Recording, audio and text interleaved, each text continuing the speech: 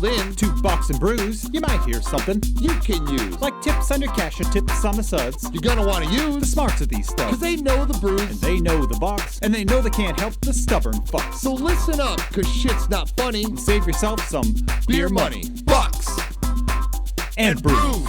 Bucks and Bucks and brews. Bucks and Brews.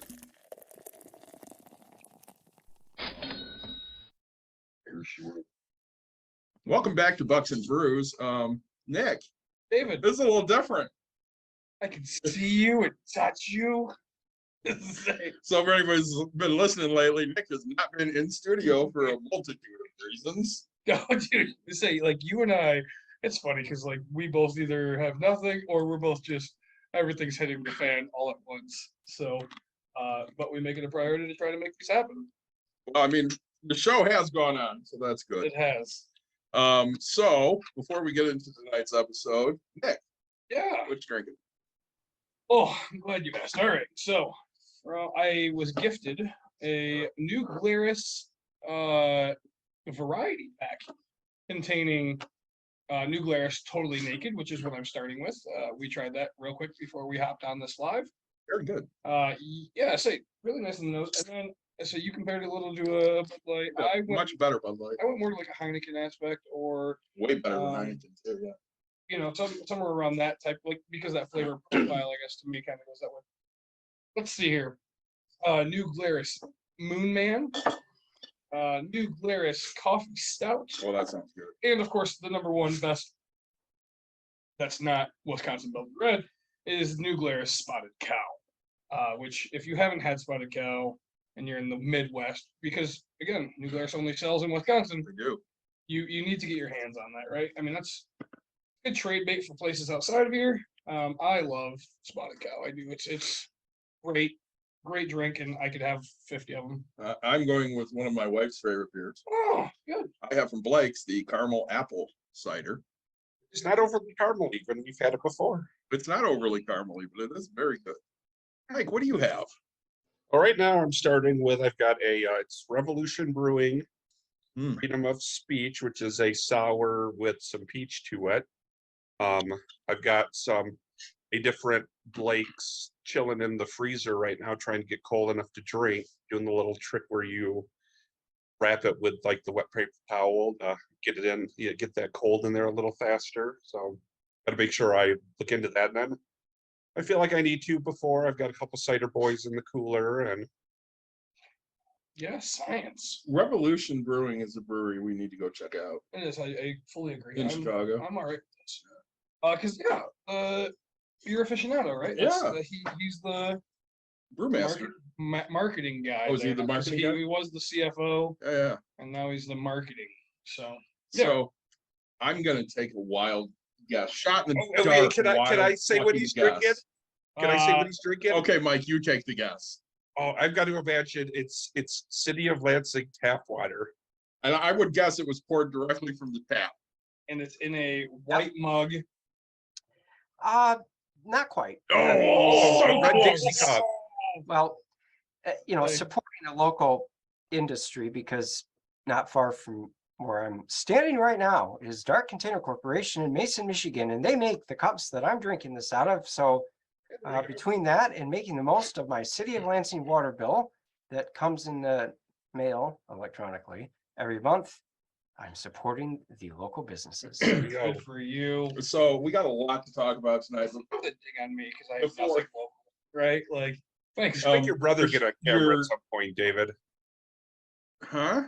He should make his brother get on camera. Oh, he at some should. I point. missed the hell out of Daniel. We need to get down there at some point when life slows the fuck down.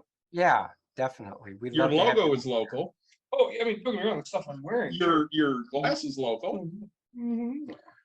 So before we get into tonight's specifics and talk about some of the new stuff Bucks and Brews is doing, I asked a question of Mike and Nick a couple of weeks ago. Do we remember this? Your porch? No. Oh, I Well, got that's called out on that one already. A couple weeks ago. What else did you ask? What I was drinking? I answered that. No. This would be a baseball related question. Ooh. Why the Cubs will never win another World Series? No, it wasn't that. It was the father and son duo. Oh, yes. Yep. I That hit- remember that one. Was it over 40 home runs? Did we decide? Yeah. David, I would like to ask you, the father-son duos that have hit over 40 home runs. There's three of them. 3 of There's them. more than huh? 3. Okay. What I'm about not 5? gonna There's spend 5. That's right. 5. 5. Well, I'm not going to spend too much time on this because I'll probably not get a single one. But let me have a couple quick guesses here, right off the top of my head. One would be maybe Ken Griffey Sr. and Jr. Everybody guesses that. Senior never had it. Never had it. Okay, well then I'll one- move on to a much more closer to home combo, and that would be Prince Fielder and Cecil Fielder. Absolutely. Yo. Dead on. Okay, good. Oh boy, let me see here. It goes back Um, into the like probably around the same time frame as like Griffey that you were wrong on. Okay, so we're talking about like early 90s, late 80s. Maybe into the 2000s. 70s with the dad. How about Bonds? The Bonds boys, yes. Yep, Barry and Bobby Bob. Bonds and Barry Bonds. Oh, Is Yes, that they did. that's okay? Well, I Mr. got Levine two. was You was did. amazed by the one that I got that he did. I was amazed by the one Mike got. There were 2 that I could not get. Okay. Well, then I've got to get one more to equal you, Dave. Well, what about Really easy. the Ripkins? Ooh, no. Nope.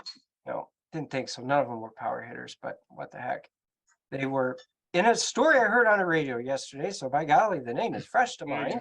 Only all those Robinsons were actually related. Yeah, no kidding, right? Yeah. I will save you the time, even though I know you won't guess this. It is not the Bears either. Go ahead. Yeah, it's not the Bears. No, Dale did not hit very many home runs. No. Yogi, I tell you. Yeah. Well, I don't want to spend too You're much all right. time It's like, on well, this. just real quick. I mean, right? So he's a young kid. He's a junior. His father's a senior. The young kid is, I don't know, 4 years in now, probably. And Because we've played got 2 very so far, recently. right? The dad did play. The Very dad recently. played very recently. They might have. Big power hitter. They might have got big power. But He's got 2 of them right so far, right? He does. Yep. One is an active player, if I remember right. Son. 2 were active. Okay. Okay. 2 were active ball players. One One is in the well American known League right and now one for in the power National. hitting. Yes. Now I'll give you another hint. Let's say one of them. One of them is, let's say, It's kind of like the Griffies where they have the same first and last Yep. name. So let's it's a say senior and junior. So I'm thinking of Marquise Grissom. Nope. Ooh, no. It sounds like a Russian name. It does sound First like name. a Russian name. the first name. The first name is Russian. Vladimir Guerrero. Bingo. There you go. Guerreros. Senior And and junior. Vladimir can be it's not always a Russian name, but yep. Okay. Vladimir Guerrero. Yeah, The okay. same name as Putin, basically. Yeah. So You got 2 left. with help, I've equaled you, Dave. So that Yes. means something to me. Mike, The do only you wanna reason give why him- I thought of even the one is because he was a Cub for a while. The son He was a Cub for a while, and that was one of the ones I couldn't get. Mike, do you want to share that one? Please. Moises and Felipe. Alou. Ah, the Alous. Okay. And the one Yep. that nobody can get. Fernando Tatis Jr. and Senior. Wow. Yeah. Wow. Yes. Really? Nobody could get that one. And I'm like, we're gonna have the professor on. I have to throw this out there because we're all big baseball fans. Oh yeah. Yeah. And I knew you would. I knew you'd love that little trivia there. Definitely. Definitely. I was listening to a Cubs game earlier this summer on the radio, and they had a really interesting one on there. And I'm going to get it wrong, so I'm not going to attempt to do it word for word. But the long and short of it was, and only radio broadcasters would spend the time to discover this. So I think it was 1983 or 84, they were saying, was the first time there was a grand slam home run in the All-Star game. And it's just bizarre. I guess the guy that gave up the meatball, the pitcher, His daughter ended up marrying one of the guys that was playing on in the Cubs game that particular day. It might have even been Yan Gomes, actually, even though he's from Brazil originally. Mhm. But something odd like that, I'm thinking to myself, who the hell thinks to look this stuff up? But we're baseball people, and the answer is we do. Yes, we do. Yeah. The weird thing is I seen one kind of like what the fact that you're saying today. I want to say it was like ESPN, and again I'm gonna get names completely wrong, but it was Serena Williams in 1994 won a Grand Slam or whatever it is. It was Serena Williams in 2002 And then or 2001, one of the two. Sure, and then did it again. She won the Grand Slam. Yep. Pujols hit a homer. There you go. And two people got base hits or something. Yep. And in 21 or 22, whatever it was, Now, Serena won a Grand Slam. Yep. Pujols hit a homer, and their kids got singles. August 29th. Yeah, it was August 29th of whatever year, and then August 29th, and I was like, you're down to the specific day. Yeah. Like, how dumb is this that you compared tennis to baseball? And I'm like, this is just like, I have more things to do in my life. If you asked me that trivia fact and I lost $1 million because I didn't know that what the three play, like still even at this point in my life, I don't care. I'm just like, wow. But honestly, Yep. I believe why Moise sticks out to me is because that was the fan interference during the National League Championship Series. Steve Bartman. He was the one who was had the opportunity to catch that ball, and which he was never going to catch, and then he threw a hissy fit like a fucking baby. Mhm. He was never going to catch that ball, and Bartman's not even the only one that touched it. But no, the only one that got kicked out. Yeah, he didn't get kicked out. They had to escort him out because people were going to kill him. Yeah, that's right. And Ridiculous. Now, when you go to Wrigley Field, everybody's got to go to the seat. Yeah, I did it when I was there a few years ago, and see, yeah, that's where he was sitting. Oh, yeah, I mean, it's one of 40,000 other seats in the stadium, but there it is.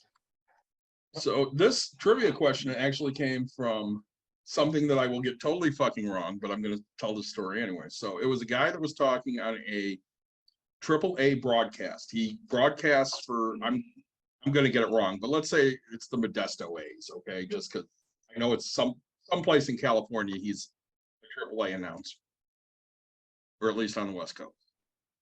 And how he got his position was in like 1972 or something. He went to George Steinbrenner and said, "Hey, I need to make a reel of me calling a baseball game. Would you be able to just stick me in like a booth and record this for me?" And Steinbrenner went, "Sure, not a problem." And from there, he got like his first minor league job, which then got him the next job that he was at for like 50 years. Yeah, and he's just now retiring, and he brought up that trivia question, which is how I got it. So I thought that was really cool. Well, real quickly, I've got one more if I can. Yes. So I heard this yesterday, I think driving home from work, and the longest baseball game in history. It involved the Pawtucket Red Sox, who were a AAA affiliate of, yes, the Boston Red Sox. No, I figured it would be the New York Yankees for that. Yes. Yeah. And it happened in, I think it was 1981. And the game ended up being a 33-inning game. Jesus. 32 of which were played from the first inning through the 32nd inning. And then at 4 o'clock in the morning, the umpires said, well, we're going to have to come back and finish this one, which they did a couple months later. Now, here's the really cool thing about that. On the field at the time, Cal Ripken Jr. and Wade Boggs. Nice. Yep, playing for the Pawtucket Red Sox. So isn't that just something? And the game started at like 8 o'clock. They called her after 32 innings at 4 o'clock the next morning. And then again, it was still a tie, so they had to come back a couple months later, and that only took 1 inning. So imagine if that was a game on at the majors with like TV, breaks and everything like that. I mean, it was that long, that many hours get through that many innings when it's not televised. And you imagine like all the breaks for that, it would have been like at 4 o'clock in the morning, they would have called it and it would have still been in like the 20th inning. A World Series, right? Oh, yeah. And I mean, I can remember probably, I want to say 3 or 4 years ago, maybe it's 5 years ago, listening to a Tiger game. They were playing the Blue Jays, and I think that one went into like 17 innings. Yeah. Which is remarkable. And the best extra inning games I've ever listened to was, and you'll have to get this, this involves time zones. So the Tigers were playing out on the West Coast.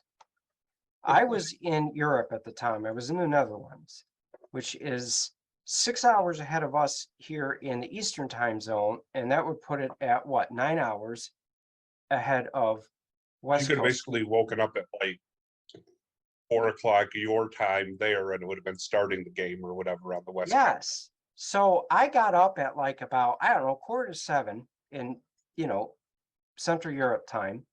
And I thought, you know what? I've got the MLB app on my phone. What the fuck? I'm going to see if the Tiger game is still on. They're out west. It'd be late. But so sure enough, they were still playing. And on top of that, it was a extra innings game. So it was something marvelous about going for a walk around a couple little towns in the Netherlands on the outskirts of Amsterdam, listening to a Tiger game that's gone into extra innings, 6,000-7,000 miles away on the west coast of North America. So extra innings are cool sometimes. They are. So They helped a rain delay in extra innings helped 17 minutes in the rain wiped away 110 years of drought. Was it 110? It was more than that. It was 108. It was really funny. What? I was just watching Rookie of the Year. You were. I have never seen that movie. Oh, yeah, honestly, I've been watching a lot of movies from when I was a kid. They're not as cool as when I was a kid. I'm surprised you've never seen it when it actually it involves the Cubs. It does involve, and it's me as a coach. That's why I watch it all the time, right? Daniel Stern or Gary Yeah. Busey? Daniel Stern, Okay. but Gary. Only thing while we're still on like sports for a little bit, Yeah. you may like this, Mr. Levian. Yes, sir. I found, of course, Wordle is like the big new thing, but there's this sports game called Chuckle, where you get basically 6 clues to guess, a sports figure or a sports team, and it's mostly your main sport. So, and they do daily things like the Wordle does. So, just something to think about if you're ever like, hey. So I wouldn't say this soccer player was Alexi Lalas or some shit like that nobody would fucking know but me. It's always everything I've gotten in. It's actually been basketball, football, and baseball. So Even Alright, easier to know. So let's see. let's get to some Bucks and Brews news. I have a special guest. We do. We'll get to that too. Oh, I was talking about Mr. Siwik. I was too, but we'll get to that in a second. I got Bucks and Brews news. Oh, So we started a Discord, yeah, we which did. nobody knows. We totally did. Nobody knows what the fuck that is, including my co-host Nick has no fucking clue. So Discord is like this kids messaging or message board type thing. It's like Reddit. It's more private. It's on my phone. It's called Discord. Yeah. so So pizza. we started a Bucks and Brews Discord so that we can talk to people that are like us and want to talk financial stuff or show ideas, and that way we have a general place to go and park our thoughts and crap and hopefully bring it up on here. So we started that. If you want to get into Discord, just reach out to Bucks and Brews. Our email is bucksandbrewsllc@gmail.com. Okay. So find us there. Our Patreon, I went and revamped. Okay. So if you want to support us, $3 a month, we'll give you a shout out in the show notes. We'll give you a shout out on air for that month specifically, and you'll get access to our previous TikTok lives where Nick and I talk about stupid shit and trivia and send some swag out to people. So we have sent a bunch of swag. to We people. have. We enjoy trivia here. I have not sent swag to the professor because at some point I'm going to take him some shit. And then we're gonna No, listen, bro. yeah, we're going to take. We had a plan, and then they got COVID. Yeah, they got COVID, and then Way to go. everything in our lives got fucked after that. we haven't been able to do that, but that's going to happen. I have And so much we freedom in my Can't life. wait to have you over here. You know where we live, so I- anytime. Just I miss both of you. I've not seen the twins since I want to say 2018. yeah, the It last was time before the business. It was probably 2018. Yep, I saw you in 2018 on the way back from a conference I went to in Grand Yes. Rapids. And I think that you and Dawn came over here that spring. Yes. And so, yeah, it's been, Oh, 4 4 years. long. Yep, Seems way too long. way too long. Way too long. Yeah. And I've said this before on air. David and Daniel are my oldest friends. Yep. I've known them since like kindergarten or first grade. I keep going out to Lansing, and I never find time to actually go out and eat food because I mean it's an hour and something drive, and then I have to work. And you're then I have to working. get back because I'm like I'm tired of being out here. So, but I will Well- be out there again soon. I think Need to make a trek. That's all I know. tomorrow's Thursday, Friday, so I'll be out there. again I'm working all weekend. next week. Lucky me. Saturday though. You like how my brain is just literally on one type of a topic, and I'm sitting here going, "Yep, okay." Monday, I'm grilling on the new porch. No shit. Yes. Oh, And having some beverages. If you're free, you're Not more be than in welcome town. to come over. my That's fault. fine. I may leave my kids at home by themselves. Just come to that. I will be. I don't think they'll want to go. I mean, they're more than welcome to come, but I understand they're more than welcome to come. It's just I don't think they'll want to come. honestly, the only one that might come is Max, because I can't see your daughter coming at all. Does she hate you that much? Huh? Max, Everybody hates me that I mean, much. if Max could hook up to your I Wi-Fi don't hate and you. game inside your house, yes. I mean, he could do that anytime he Same wants. thing with my daughter. She would come if she could hook up to your Wi-Fi and do things in your house too. I mean, that if they want to, they can. So, Nick, you do. Our guest is one of our favorite people. He is One of our most frequent guests. I'm building it up because Say, I think the world of him. He's shares a nickname with a great Chicago Cubs pitcher. His nickname is the Professor. yeah, that's right. And And whether he likes that nickname or not doesn't fucking matter because that's what we call him. he still shows up here. That He damn it. does. He's becoming a guy who I find more and more interesting, even though I haven't known him very long. But I enjoy his conversation. He always has great information. Yeah. And tonight's topic I'm really excited about because it kind of hits towards his, playing field. Well, Because we like baseball analogy. we do. So- Professor Siwik reached out to me and he goes, "If you want to talk student loan forgiveness, let me know." And I said, "Well, say, funny you should mention that." say, come Yeah. on, buddy.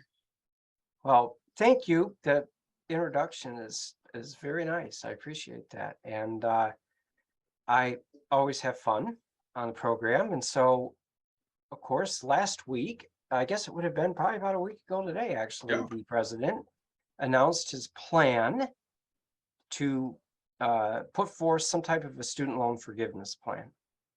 And there's sort of been the immediate knee-jerk reaction that people on an issue that actually it surprises me that this would be polarizing. I mean, it does. And I'm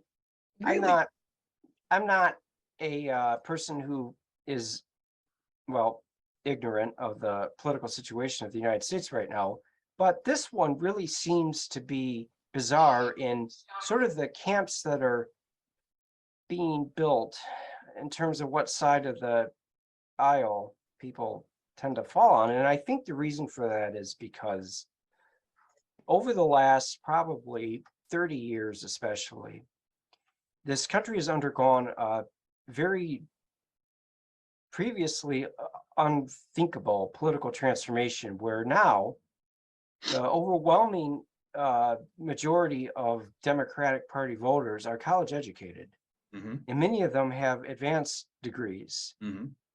And the Republican Party has turned into a party that attracts working class people and folks that do not have a lot of formal education. And that is a complete reversal of the way the American political structure worked for a long time, 100 years actually.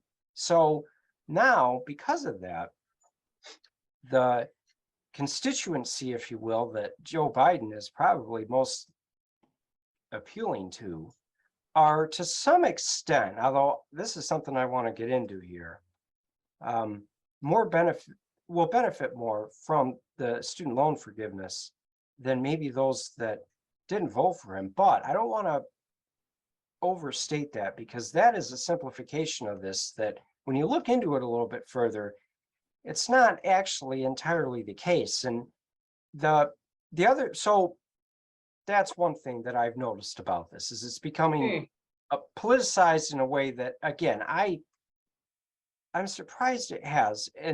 But that leads me to the second point, and that is there's been a lot of dollar figures that have been thrown out that, oh, this is going to cost this much money, it's going to cost that much money, it's going to benefit these people, it's going to benefit those people. And I've gone ahead and looked up some data, some statistics that I thought, well, you know, I got to look into this a little bit further, because I have my own personal experience with student loan debt, and that's great. But you know what? Nobody cares about me. Let's talk about the trends as a whole and what other folks maybe are going through. And so here's a few things to consider. All right. Now, I have the White House's website pulled up right now, by golly, doing a little bit of pre-show research. And according to the White House student loan cancellation area of their website, the vast majority of the people that would benefit from some or all of their student loan debt being canceled earn less than $75,000 a year. Mhm. So I know that I heard 2 or 3 stories and read probably twice or 3 times that many online over the last week that have suggested that, well, this is a program that's going to benefit disproportionately people who don't actually need it because they already make lots of money. And it appears to be that's not actually the case, unless you consider $75,000 or less to be quote unquote lots of money. And so that's one thing that I think is just not true, that I've read quite a bit about, is that this is some big handout to people who already have a lot of money, because we all know that, and I'm speaking sarcastically, that people that go to college end up making 6-figure salaries when they're 24 years old. And if they don't want to pay their loans back, it's because they're deadbeats. It's not because they can't afford it. That is not true. But then that brought me to a second thing I wanted to consider here as well, which is how much money is this actually going to cost the taxpayer? That's a very complicated question to answer. And here's why. Because the nature of debt is such that it is a cost to somebody at some level that is not incurred at one time. And it's not paid back at one time. And so, as a quick example, let's just say John Doe took out a $20,000 loan in 1995, okay? The federal government in 1995 loaned him the $20,000 in a hypothetical example. In 1995, on their books, they have a $20,000 debit, a debt that they have incurred. So they've lost $20,000 in revenue or in expenses at that point. They've spent it in expenses. Now, in the books for 1995, then there's $20,000 of negative that came out of there. But what happens when we get to the year 2022? And now 20 some years have passed. That $20,000, if it was paid back over a course of probably 10 years or more, with interest attached to it. And as any loan, the government is no different. They intend on making some money off the loan. So the government loans you money, they charge you interest, just like a bank does. Mhm. Unlike a bank, though, the federal government doesn't take the money it collects from that interest and figure out a way to make more money off of it. In their world, that's money that goes back into the coffers, and then the government uses it probably to loan more money out from the Department of Education student loan program. So now imagine the roughly 45 million Americans that have some type of a scenario that I just described to you. So the federal government then comes along in 2022 and says, we're going to wipe the slate clean for $10,000 on average of the 45 million people that still have student loan debt out there, or we will make that a possibility for them. Now, if every one of those 45 million people were indeed going to get $10,000 written off essentially of their loans, some of them that would retire the loan entirely. They wouldn't owe anymore. Many of them it won't actually. They'll still owe some money, but they'll owe $10,000 less than they did before. As a strict one-time expense of what that would cost the government, it would, well, it's pretty easy math to do. $10,000 times 45 million people is 450 billion dollars, I believe. I did my math correctly. Yep. And $450 billion seems in most people's minds an astronomical amount of money. But keep in mind, the federal government, the budget this year is going to be about $6 trillion. So this would be 1/12, basically, a little bit less than 1/12 of the federal expenditure for this year. Now, that money is not going to all be written off at one time. It's going to be distributed out over probably a series of years, depending on when people become eligible for this, or when people choose to take the offer. And then at the same time, there'll be plenty of people out there who, even if they take the $10,000 and have that written off on their loans, they're still going to owe 10 or 15 or 20 or 30 or $40,000. And presumably, many of those will continue making payments on that with interest, thereby meaning the final cost to the government in terms of a loss of money. It's not as simple as calculating, okay, they're going to spend $450 billion on this year. And out of a $6 trillion federal budget, that means they've spent a little bit less than a 12th of the budget doing so. Because the money wasn't loaned out at one time, and the write-off is not going to be affecting everybody at the same time, the expense doesn't come out at the same time either. And I would agree with that, because I mean, it's very different than like the COVID relief, money that came out. I mean, because those were like like everybody received, those $1,200 checks within a very short period of time. Well, COVID And- relief, the airline bailout, the bank Yeah. bailout, Yep. all of those things. Yeah, everything was, and this will be something that, again, like he mentioned, it's going to be over a set period of time. It's not going to clear everybody's debt. So there's still going to be income coming into those coffers in the long term of that. And I mean, like I said, I think you hit it really well, even with your statement there, Professor, about, the people who will get it. Because I've seen ones about, oh my God, they're going to forgive, debt for like people who are becoming doctors, lawyers, and stuff like that. I'm sorry, when you get out of like med school, those first 3 or 4 or whatever years, when you're in like your residency and stuff, you're not making hundreds of thousands of dollars. And even certain specialties aren't making that much money. You're not making that much money until you become like a very significant specialist in a very, in need field. And even then, it's depending on where you work. You might work for, maybe you're an oncologist who works for a nonprofit. You're not making that kind of money. And I said, I've known a lot of people who have either been residents, in their residencies, or have been married to, or whatever, and they're living in, either like rental units or, apartments or whatever, unless maybe they have kids, then maybe they're splurging at a house or whatever. But in a lot of cases, because they've got, even at that point, hundreds of thousands of dollars in student debt. Oh yeah, and you bring up a great point, Mike, and that is precisely that people, again, to go back to a point I made earlier too, which you echoed, it's not like everybody that goes to college automatically graduates, gets that huge salary job, and then they're good to go. Even advanced professional positions like an attorney, like a doctor, and we take attorneys, for example. I mean, I don't know if you've been following this, but a lot of the law schools in the United States have closed over the last 10 years. And the reason why they've closed is because their enrollment plummeted.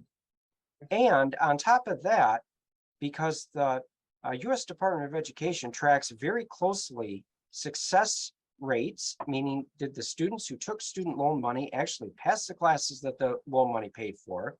And they also follow student loan recipients after they graduate to see is the program that the student loan program is funding tuition for actually something that students can get a job in afterwards. And attorneys, believe it or not, the law field has been one of those fields that there hasn't been a particularly high success rate. I know that there's been a couple law schools here in Michigan, I won't name them, anybody who's listening can look them up, that One of them actually, in the greater Lansing area. around the state, and they had such low passage rates for their students graduating, taking the bar exam, that they actually had their credibility threatened, their accreditation threatened. And accreditation for a law school it's comprehensive because it also involves the state bar accrediting the program, partially based on the success rates of the students. So even then, let's say that you do graduate from law school, you pass the bar. If you're not a partner at a law firm, you're not making anywhere near the amount of money that you borrowed to get your law degree. And at the same time, a lot of people who do graduate, well, they become public prosecutors. And prosecuting attorneys make, a third, a quarter, a fifth of what a partner would in private practice for a law firm. And look, I not, wouldn't even go with a fifth. yeah, So, and I'm not, my point of this isn't to, put a sob story together for people. I mean, believe it or not, and I'll say the same thing I said the last time we talked about this on this program, I'm not actually that for or that against debt relief. I'm not. And maybe it's because from a selfish point of view, I took out a lot of student loan debt, nothing compared to what most people have now, but I did. I paid a lot of it back until the Trump administration suspended loan payments as part of the COVID relief packages that went through. I was making several $100 a month payments on it because I just wanted to pay it down and consider myself really responsible for paying that down because I can. I mean, I don't want to be a deadbeat. Most people that borrow money, I like to think, regardless of what it's for, know the responsibility they have to pay it back. I mean, it's just part of the deal. You signed the document, it said you got to pay it back. Fine, I'll pay it back. But at the same time, people make choices too. And lawyers know that they're going to incur a ton of money to go to law school. Doctors do too. And there are other professions that are that way as well. So I really can, I hope, present both sides of the debate here. And it may be surprising, but honestly, I do not have a super strong opinion one way or the other on this. Well, the I funny have part is several points to make, but I want Mike, you go ahead and make your well, I point think first. the fun thing is you talk about most people pay back their debt. And I think you've got a situation where a lot of the people who are complaining about this, Lord and Savior that they follow is one who several times filed bankruptcy because he didn't want to pay his debt. 6 times, I believe. Yeah. 6 Actually, bankruptcies. I will say that I think the Trump. points that he made will, I think, work well for the person who might come on at 8. Yeah, absolutely. So I want to make a couple points here. First off, the student loan forgiveness that Biden is suggesting, which, obviously there's probably going to be some legal challenges here. So I'm not going to say it's going through, but let's say it goes through. It's for federal student loans only. So if you have a personal student loan, Yeah. they're not forgiving that. You know, so Right. you decided to go to, let's say, Fifth Third Bank, because that's a Midwest bank, and take out a student loan. You're on the hook for that. It doesn't, Yeah. that doesn't touch it. Mhm. These are loans through the federal government. The funny part is there are probably people who have both Oh, most the people have both. federal and Most people private have ones. both. Yeah. So Absolutely. when you look at this, the people that qualified for the Pell Grant, which Pell Grant goes to lower income people, Yeah. they qualify for more of a forgiveness because the thought is they're lower income in the first place, and this will help them more. Well, I don't think that that's. Yes. I think how you put it was a little different. So like when I got Pell Grant, it took into consideration my parents, right? Right. And their income. So they were poor. Granted, I was fucking poor because I was their You were income, still poor when you got it. but I didn't have to put in an income that I remember, right? And You were 18. yeah, it's like No, it's working at Steelcase.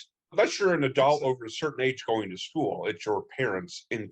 Correct. right, And it's so- Like my brother qualified for no financial aid going to Michigan State until I went into college. And then all of a sudden he qualified for things like the Pell Grant because all of a sudden it was Two my kids in parents school. had 2 kids in college. Yep. Yep, that's right. Yeah, so I had the Pell Grant, but like and statistically, right? Like it statistically shows that if you're in poverty, the chances of you getting out is still very low. So It is, and they're trying to get this money, like David said, to the people that need it the most. So people that make less than 75,000 a year.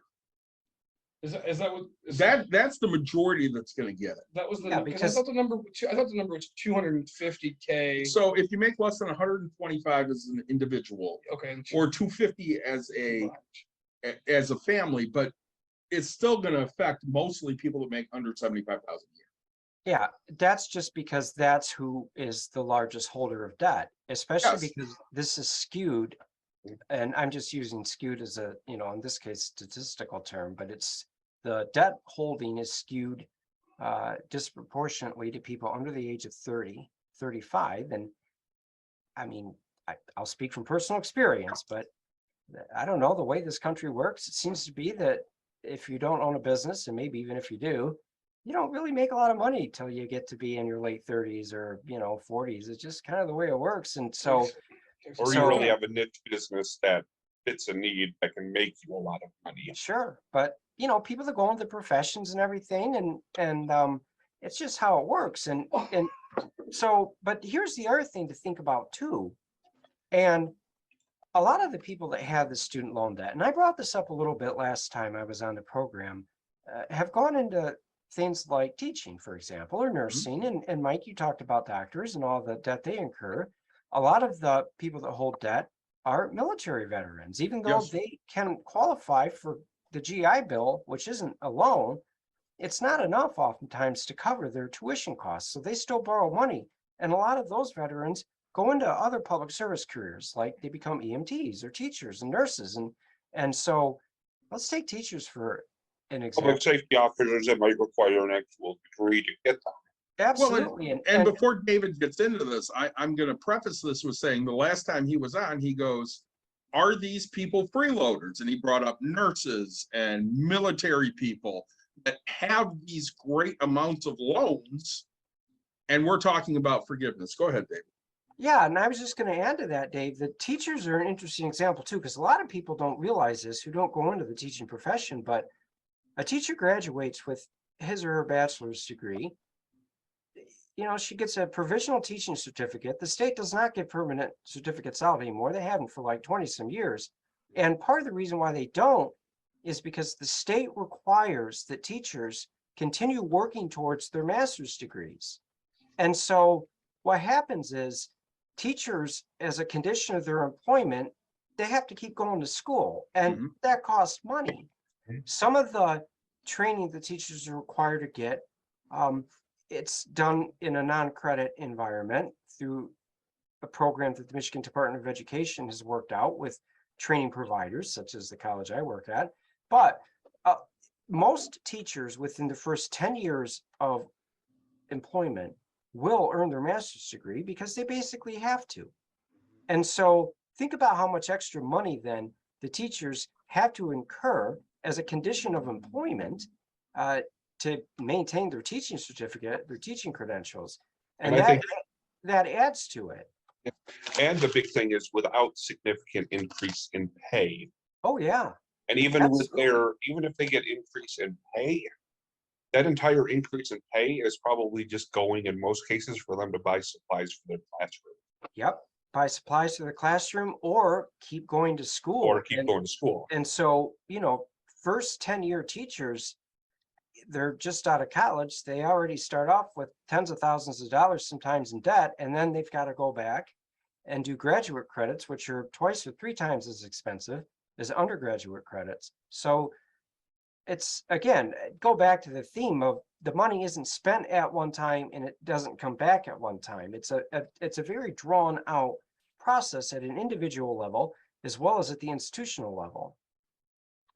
And I know, go ahead.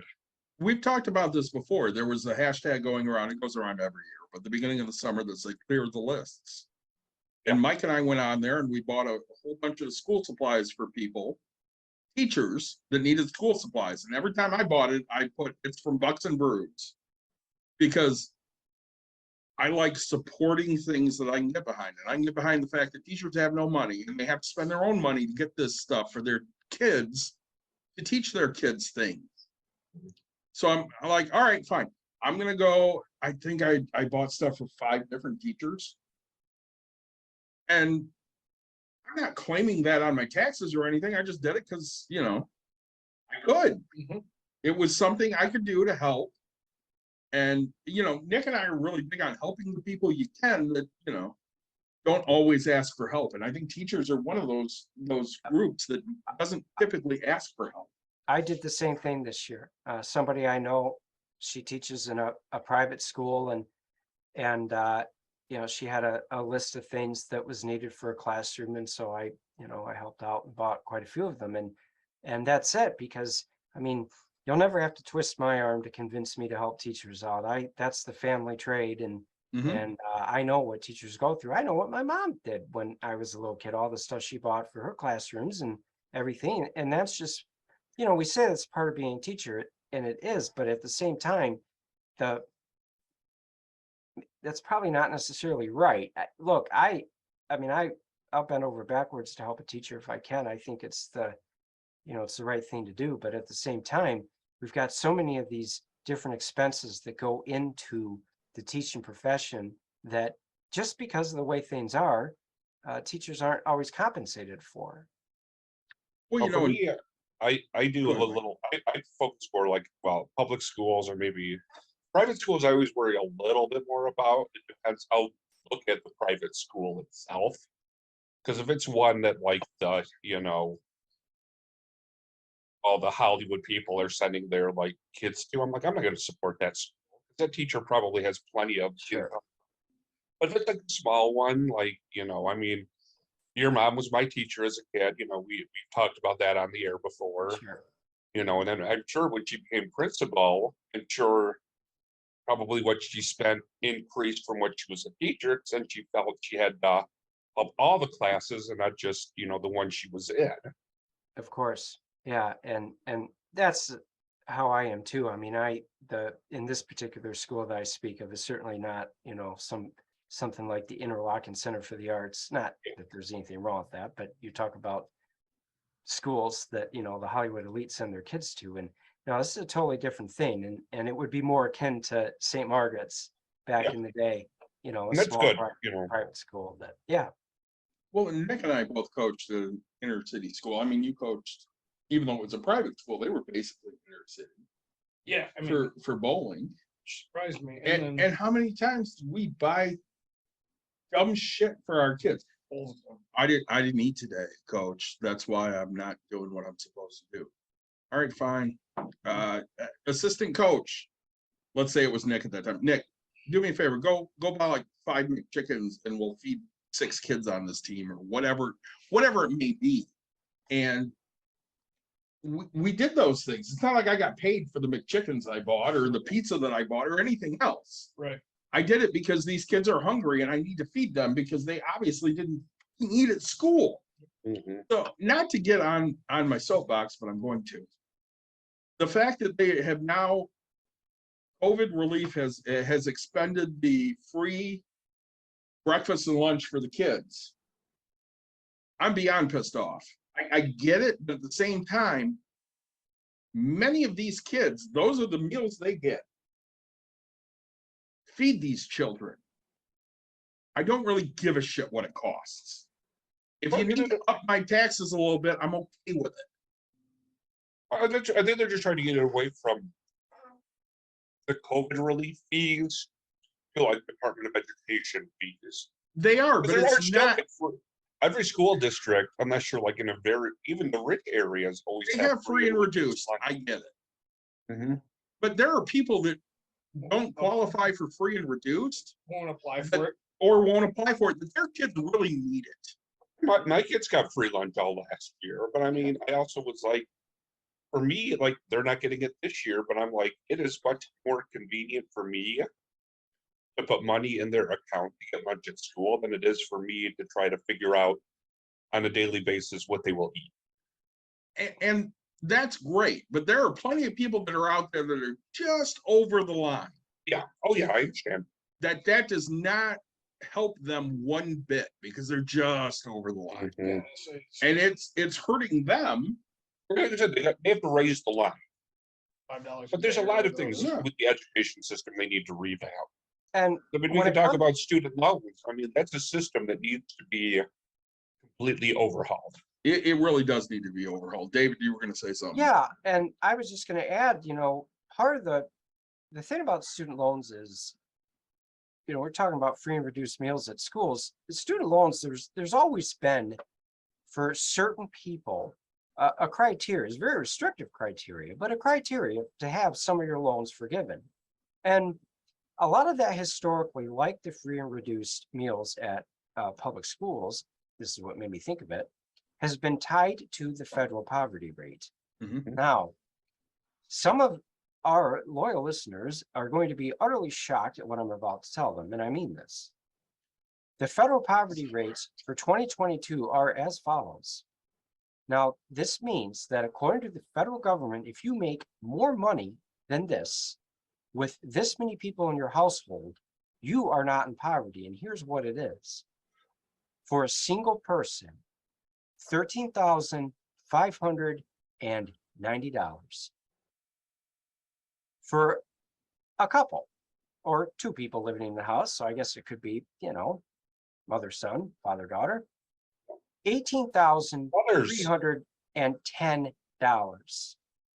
For a family of three, $23,030. According to the federal government, if you make more than $23,030 and there are three people in your household, you are not in poverty.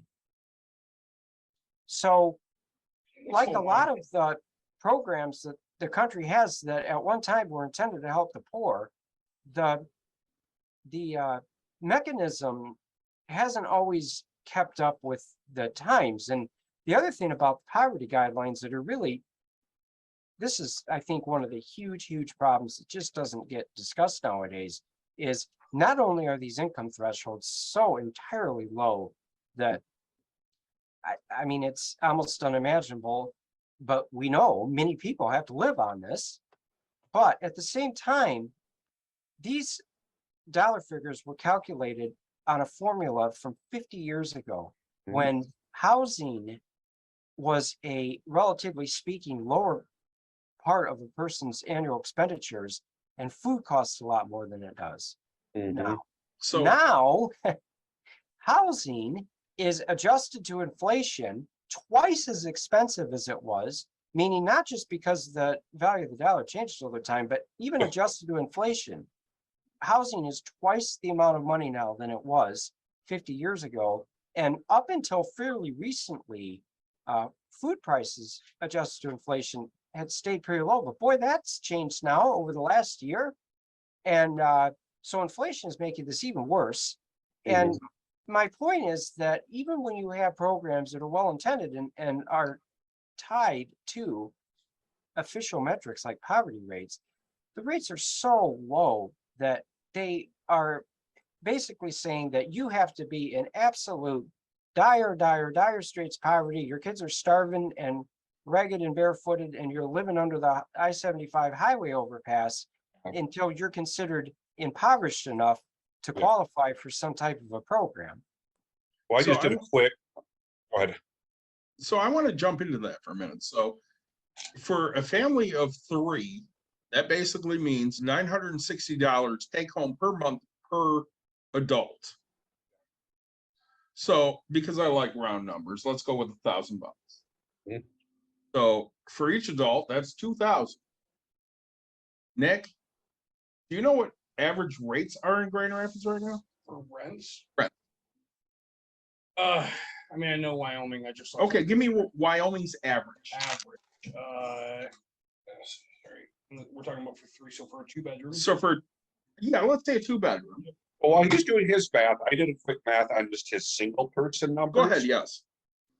So $13,000, 52 weeks a year, 40 hours a week, $625. So less than minimum wage. Yep. And I bet anything is set up so that they can say if you make minimum wage, you are not in poverty. Correct. That's it. And that's why it's set that way. So it's funny because it says the average and the median, Yes. which I thought. What's the average? Which I thought were the same words. It's not. No, So What's the The average? average, $1,132. Oh, so let's just say 1,100. We'll round down. Yep. What's the median? $1,073. Okay, so let's just say 1,100 bucks. So you make 2,000 a month, and 1,100 is going right out the door for just rent. How do you make it on 900 bucks a month?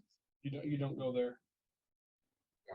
What do you mean you don't go there? You don't go there. You don't go to that average place. no, you don't, but it's just saying in general. How? Okay, so what's the cheapest you're gonna find? 800? My now cheapest is $750 as of October. Okay. You know I like round numbers, so let's say 800. Or round down and just say Call it 700. 700. Well, I rounded up on the salaries, but that's fine. We'll round down 700, 1,900 a month. Yep. So they have $1,200 left. 20. Plenty my ass. I'm going to say, and here's, I'll give you a little quick math lesson. In this case, Nick, median and mean are pretty equal because Yeah, they're no, I very get it. similar, which means you basically have a very normal distribution in that range of numbers. If you had a skewed distribution in any way, the median and the mean would be much different. Median is basically you take all the numbers, you put them in a list, and you say, here's the middle. Here's the middle. No, I Average adds up everything and then divides it by how many ever. How many are there? Yeah, no, I get that. But it's a, I mean, you would normally find, and that just tells you there's too many outliers. No, there's not a lot. It's a very normal distribution if your mean and median are. If they're pretty very much- close, but I'm saying like, you have a few outliers. Well, again, let's say your groceries are $100 a week. That's $400 more. Let's say So we're, electric's $100 a month, and gas is $50 a month. You're another $150, so you're $550 at this point. Okay. You haven't gone to work yet. Okay. Okay, what? I mean, so you have. Let's say you have a car that's not. There's no bill on. You paid it all. You got You got a $500. you got a Nick Watkins Scion XP. Yeah. And you have to put gas in it $40 a week. for 2. I mean, 45. Okay, so $90 a week. Both people go to work. And I can Honestly- understand why honestly, it's. I would disagree because here's I would say yes, but I would tell you I disagree on the fact of you're telling me that both people would go to work because at that price point, you're thinking they both go to first shift, they both do 9 to 5, and they're getting paid. That's a bullshit lie. One of them It's has to not be a watched- bullshit lie. My wife and I did that. Yeah, but who watched your kid? Nobody, because I had no fucking money for anybody to watch my kid. So you She watched herself at 9 years old say because I had no money. the majority I would tell you is people are working first and second, second and third, first and third. My wife They're- worked first, Yep. I worked first, and I went clear out the fucking belt line in Leonard. Or people were part-time, you know, early on, you were part-time. Yes, I was part-time, So see, right, like, so you were making less, but I'm saying way less. that because I remember being there, I remember being in that, like, oh, hey, we have to work opposite shifts. Because like when we were having our kid, we weren't to a spot in grade 2-7 now, but like, all right, hey, I'll work this shift. And then finally it was like, you give up, right? And you're just like, ah, fuck it. Well, I'd rather see each other than not see each other and not be able to see my Yeah. kid. Yeah, how long does the not seeing each other Sucks. last? It sucks, right? How long until you A year or two, how long until maybe? you drive yourself to get to that better spot? Right? Yeah, because in all honesty, my wife worked. So when we were getting married, Mhm. 2 people here went to my wedding. No, 1 person here went to my wedding. He did. When Maybe we the were kid getting maybe the kid married, in his house with him also went to your wedding. yes, I worked my job. Yep. And my wife worked from 11 a.m. to 7 p.m. Mhm. And then she turned around and worked 10 p.m. to 7 a.m. Mhm. So she got like 2 hours of sleep a day. And you guys and you guys still hit bankruptcy. Correct. Because we had no fucking money. Because you weren't financially responsible with your money. And we had none.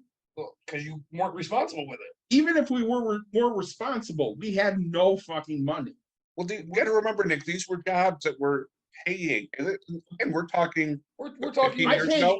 I got paid $8.50 an hour. Dawn got paid $7.50. But we're getting off topic. The question was, you have $550 extra to spend, right? And now you're trying to tell me that there's 2 cars. So again, you could do it with 2 cars. And again, we're Midwest people, which is very different from. We did it with let's 2 go- cars. We had to have 2 cars. There's no You could- mass transit here. Correct. Here in the Midwest, there's not mass transit, right? But now but we're talking Midwest, Wyoming, we're talking this again. The chances would be you would work a different shift. Like again, I grew up very, very poor. I worked My when I day- worked. Right, but but you also went into But bankruptcy. he worked places that didn't have shifts. He Right, but worked yeah, places really, I at didn't that have- point that were. On had shifts, right? And you No, she didn't. She worked. she worked 22 hours a day. She basically Right. did. Yes. So like all I'm saying is at that point, like you could have done. So I get that there is this idea that you want to say, hey, everybody should be able to have this opportunity to choose when the fuck they want to work, and everybody should be able to see their kids and everybody should love and do this. Like, I'm not that's saying not fucking that. reality. Like, I'm not saying that. I'm saying you're sitting here saying, well, you work first shift and she'll work second shift. And that's not fucking reality. that's the majority of people, though. It's not. It is. It's not. I'm telling you, The majority of people work something in between. sure.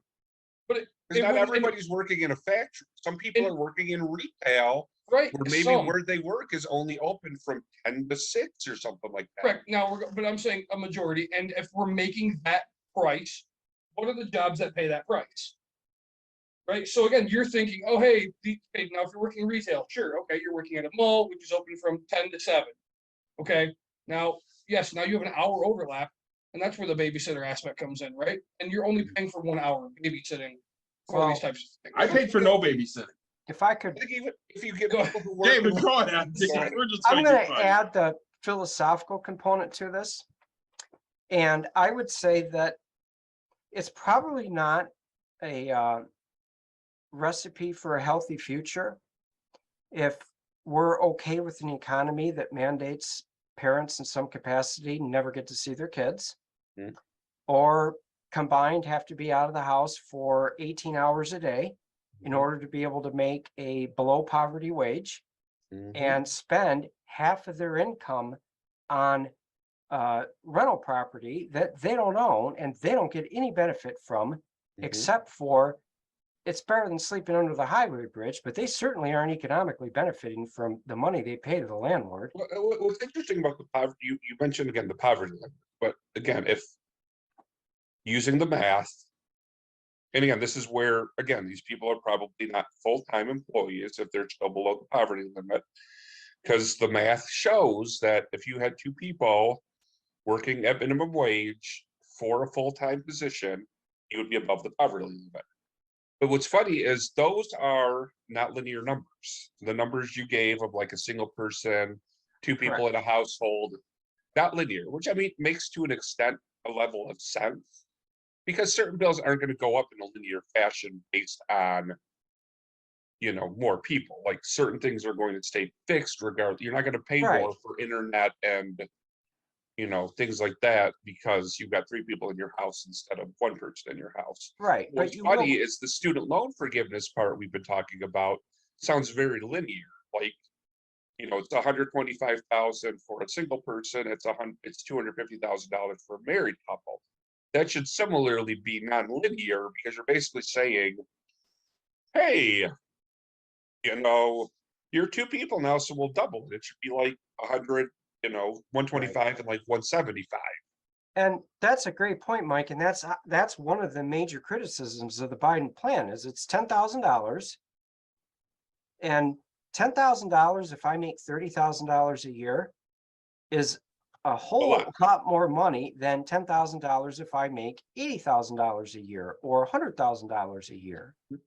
And so, but the reasoning that the White House has given is that, well, you can't ever make something like this fair to everybody.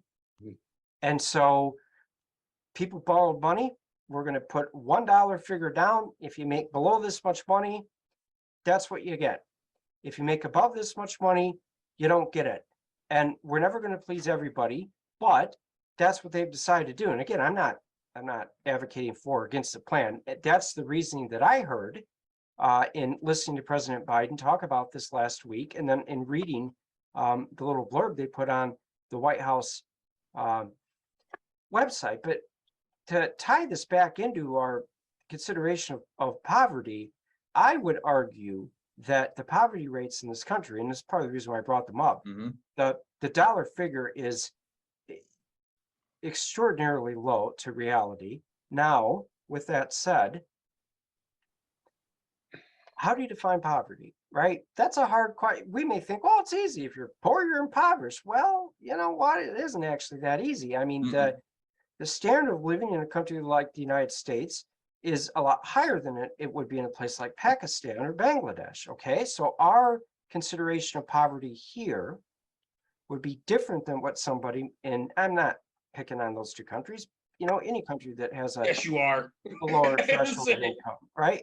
Angola or Guatemala, their poverty would be different than what we would consider to be impoverished. I think at a very basic level, most people would say, well, you got to be able to afford to feed your kids. You shouldn't be living homeless. That would definitely be poverty if your kids are starving and barefoot and you can't afford to put a roof over their head. But then when does it get to the point where the statistics are set up in a way that any assistance program that is tied to them is essentially intended not to really help anybody? And if the poverty rates are set so low that if you work a minimum wage job, you're not considered in poverty anymore, well, okay, maybe you aren't if we're going to look at the most dire, extreme form of deprivation as the standard of poverty, but society as a whole, and this would be me getting a little bit philosophical again, but society as a whole does not benefit from multiple generations of families unable to set their kids up in a way that they will one day have a better life than their parents did. That isn't a recipe for social success. And if one of the goals of the student debt relief is to alleviate a huge debt burden that, let's just say, probably not the most impoverished people in society face, but lower middle class professionals, and by lower middle class, I'm speaking strictly on income. You know, we're not talking about status and other things that would go into looking at how one would consider himself middle class. Then in that case, well, maybe this thing is targeted specifically. It's like my pinky's straight up in the air. I'm a high class guy. Can't you see it? I love it. I love it. No, and like I get what you're saying, and you know, and because it's a hot topic for David and I enjoy these.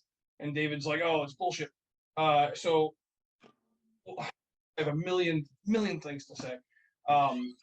right? So I'm looking right now at federal minimum wage, $7.25. You times that anyway. So if you're working the 40 hours, right, which is bare minimum full time, you're officially making more than poverty.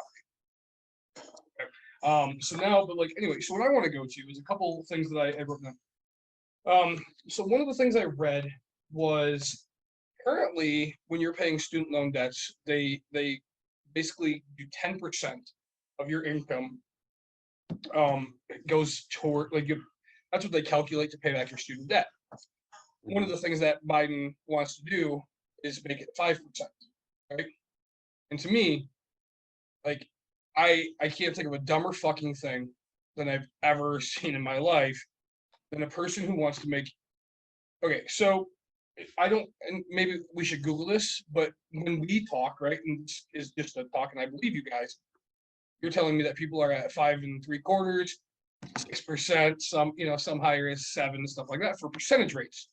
Now, if you're making a person pay back 5% of their thing, and we're saying that people are $75,000 in debt on average, and they make less than that, now Well- you're paying back less. Yeah, they're not $75,000 in debt on average. I think the average balance is 20-some thousand dollars. Is that really that low? Okay. Yeah, I think it's $27,000 according to the government. Okay, so that's And good. I mean, again, that's average. That's average. what So- that's what they owe to the government. That may not be their total debt, but that's what they owe. Correct. Yeah. The only federal student loan debt, and keep in mind, that's the average. So that's the guy that Sure. owes $90,000 And the guy that owns person $1. that owes $5,000. Right. You know, And I mean, well, because mine was counted there for the longest time, right? I owed $2.12 because I didn't pay. So, like, I literally, that was a.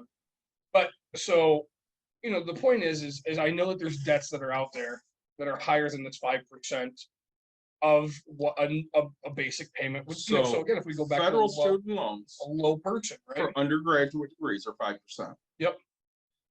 Graduate degrees are 6.54. But if you're in your graduate, But- you should be making more. Granted, Loans for non-federal loans. Yep. 7.5.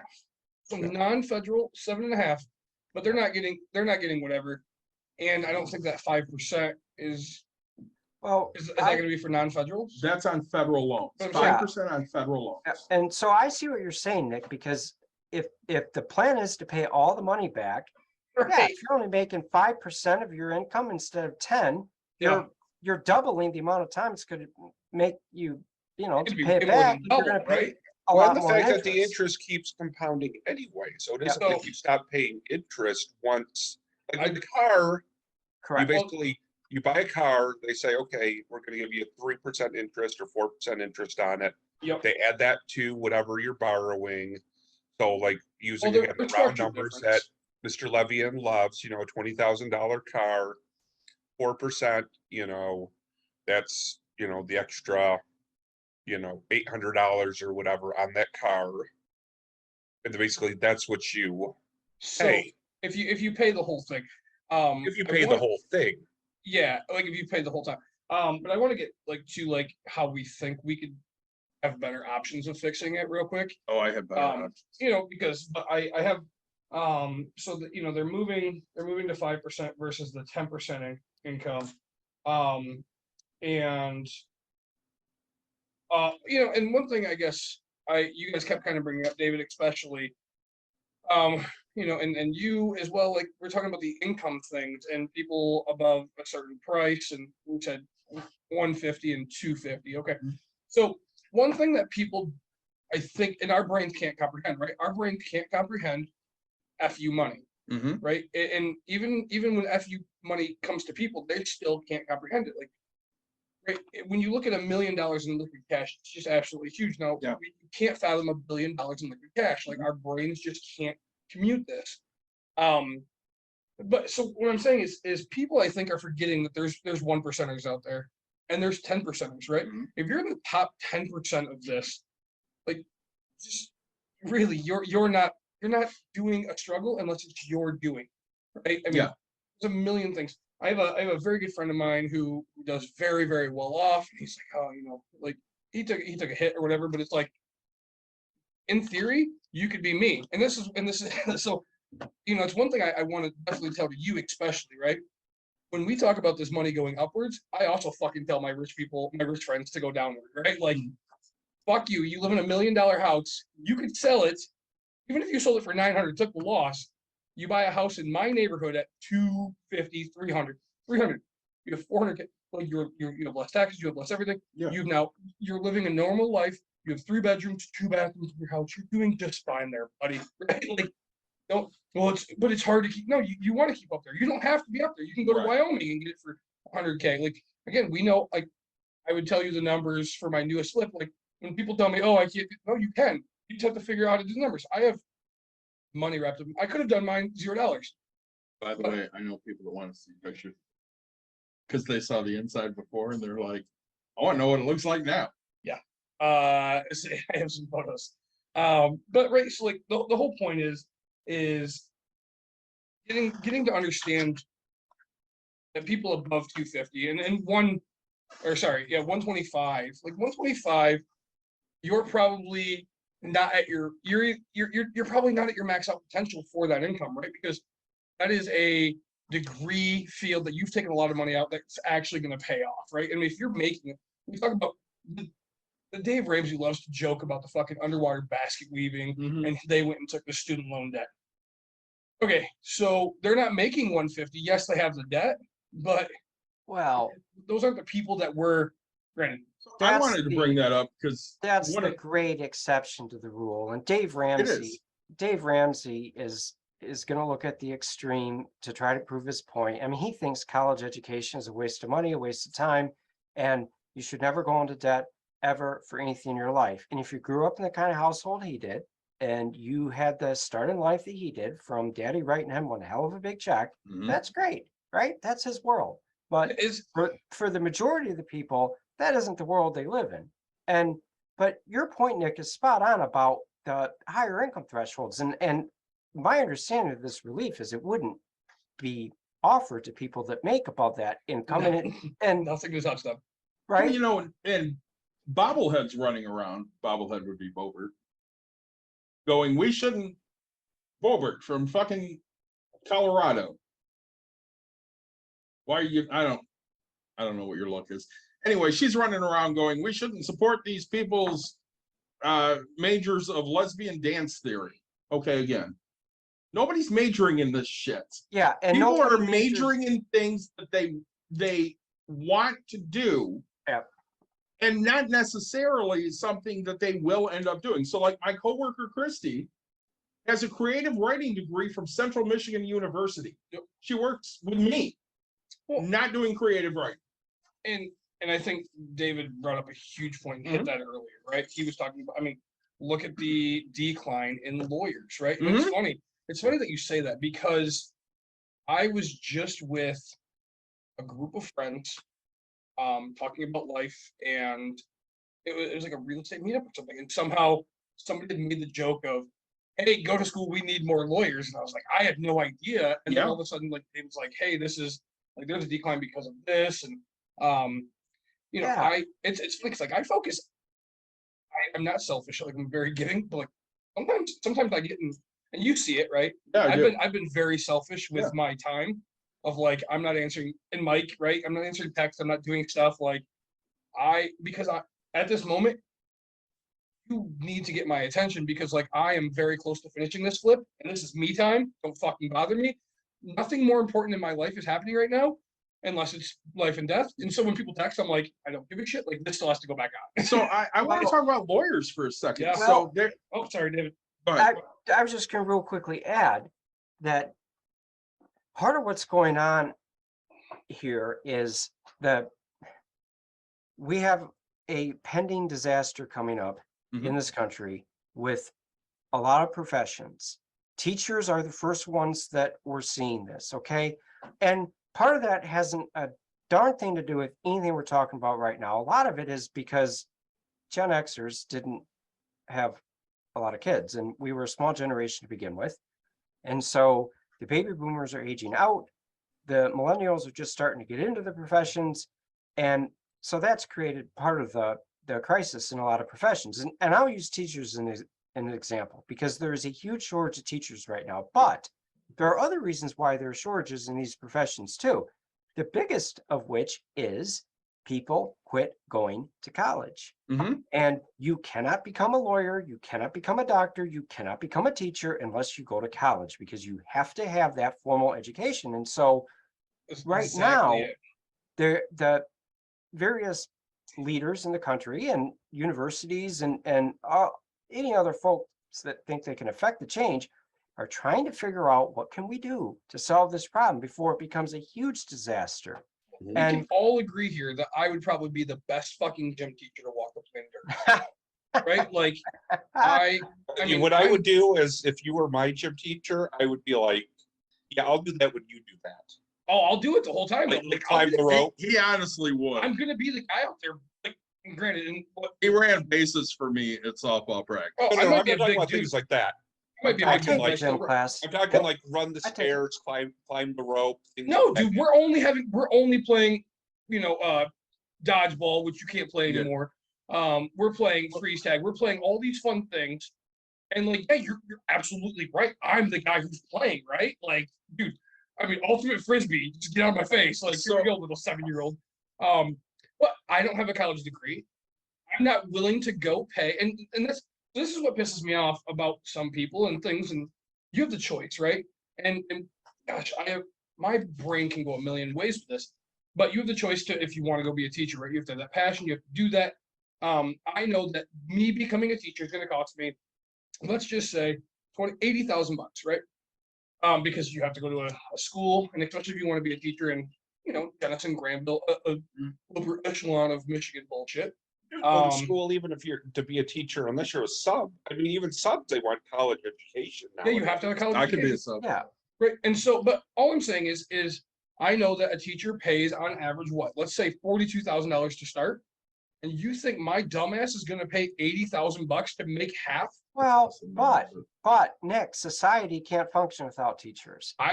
And so we got to do something, because one of these you know what we days, do? But is $42,000 a starting wage for a lot of teachers? I would No. say no. No, it's way It's less. more down at like $30,000. it is. Yes. It hasn't gone up hardly any in the last 20 years. And 30K. yeah. Are we? No, No. that's No. accurate. Really? All right, I have to Google this because I'm not saying you No, it's wrong. accurate. I know a second grade teacher that left the school I coach at Yeah. to go to a different school because we pay so shitty at the school I coach at. And again, Yeah. a lot of it is exactly that. It's the school district. So Yeah. it's it varies. the It tax varies base in greatly. that And district. believe it or not, Michigan has like the 4th highest paid teachers in the union. Yeah. Down south, Well, that's- Mississippi, you'll start out making $18,000 a year as Oh, a yeah. teacher in You- Mississippi. you- My- you my know what pisses me brother- off? Real quick, sorry. So you're in Lansing. We're up in Grand Rapids. Kalamazoo has the Kalamazoo Promise. Yes. Very, very well off people have done fucking, and this is what pisses me off about all of you people with your rich people, blah, blah, blah. Like, very, very wealthy people have promised that if you finish school and do this, you get to go to college in Michigan for free, right? But do you know why? Because they can have more fucking employees. They have to go to school from kindergarten through 12th grade in Kalamazoo Correct. public. They want to bring You get people it to for the community, free. to bring you to the community. Otherwise, if you It's only go for like prorated. your 4 years of high school, Yep. It's you maybe prorated. only get 15%. Lansing has something similar. And Nick, here's the other thing to consider about that, though. That Yep. sounds all great, but It's not. a society that has a few really rich people that decide who's going to go to college and who isn't, what the terms are, and they keep pulling on the purse strings. That's how medieval Europe worked. That's very And true. It's not a recipe for a republic that's going to survive. I mean, look, it's a great idea for people to benefit from it. But my point is, long term, we don't want to get in the business of No. having, the 4 or 5 wealthy families in the community to fund everything, because that's medieval Europe, and that didn't work out too good. But And- it's and not I'll be really- honest, I mean, where I was going- it's considered a private thing. So yes, Where I was funding going it. real quick was but- actually, David, right where you were headed. Because what was just on the news was Kalamazoo teachers were protesting, right? Striking. Striking. And so like they forgot about the people that were taking care of those kids to make sure that they get to the final road of the 12 years, right? Like, and so, David, that was exactly the point. Is it doesn't work when you are the person just funding. Hey, if you do this, we'll give you this, right?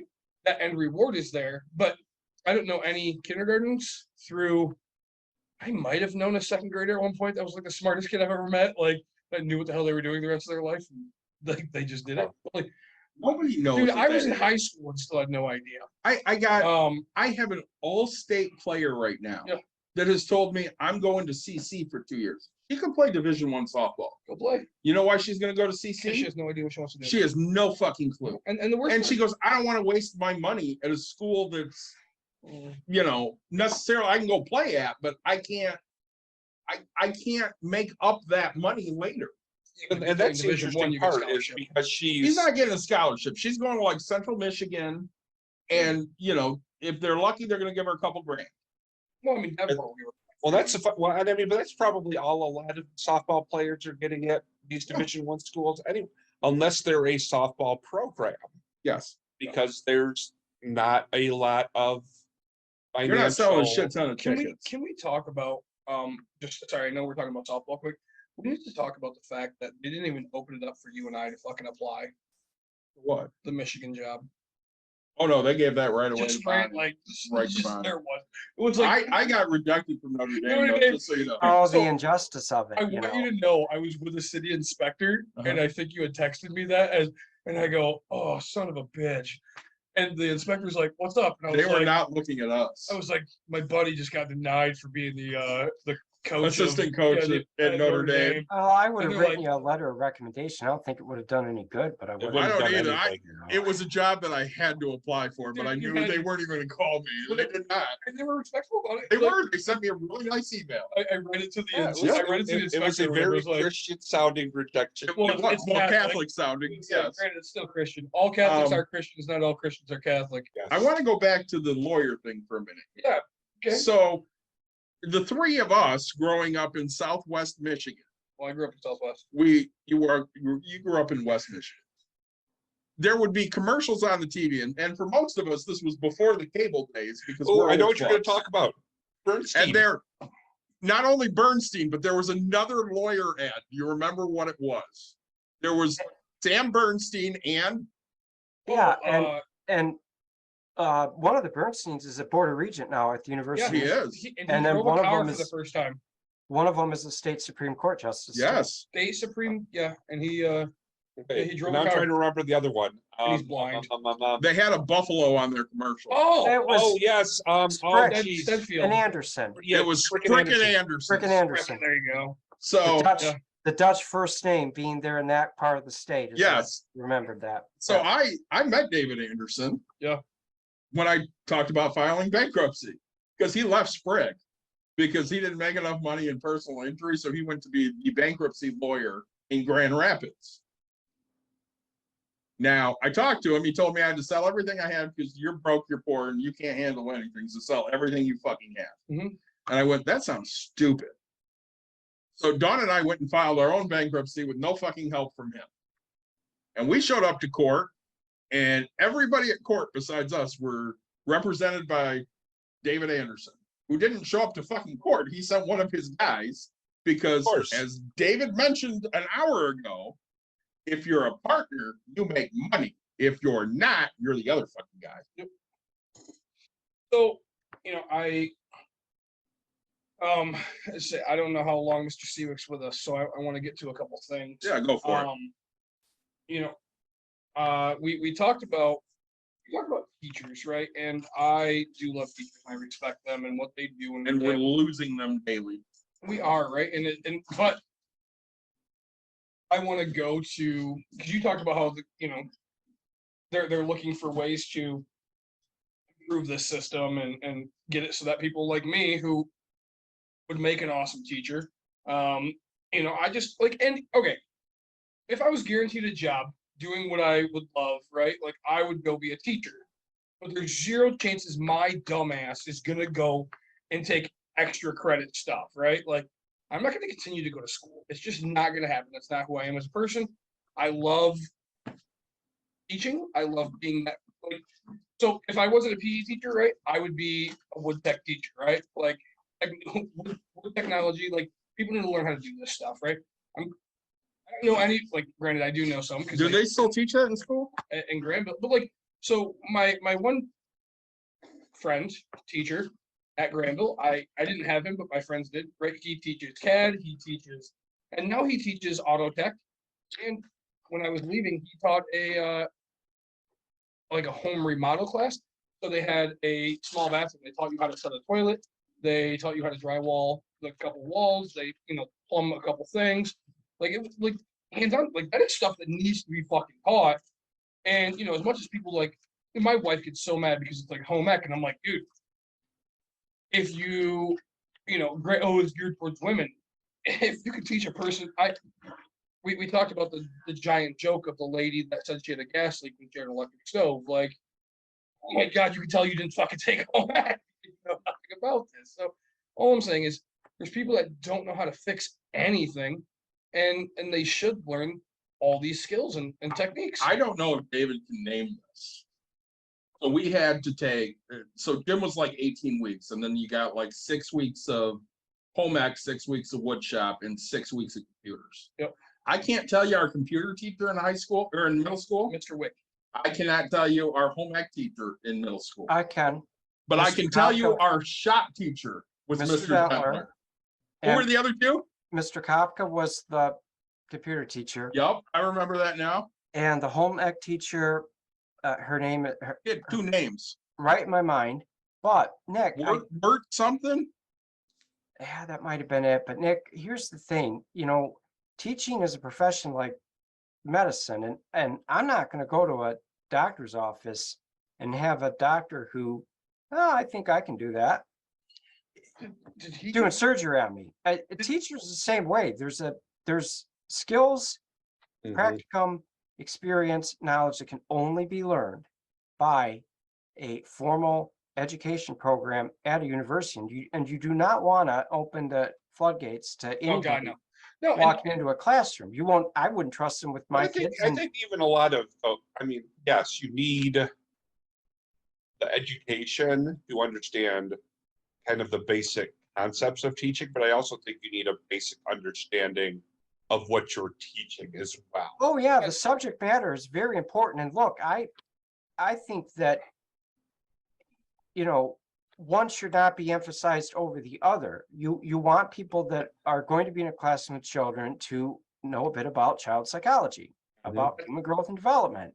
But you also want them, if they're teaching history, to know about history. If they're teaching home ec, know how to cook, know how to sew. If they're teaching the building trades, Yep. know how to frame a wall. Well, And that is really the basis by which how our teacher education programs work. The challenge right now is that there aren't enough of them. Yeah. And so what do you do? I think what you do is start changing your incentivize. Like, I mean, we don't pay enough for these teachers, right? And we're over here giving student loan forgiveness to everybody, when I think some people would say, hey, let's just give it to the teachers instead, right? Like, give raises.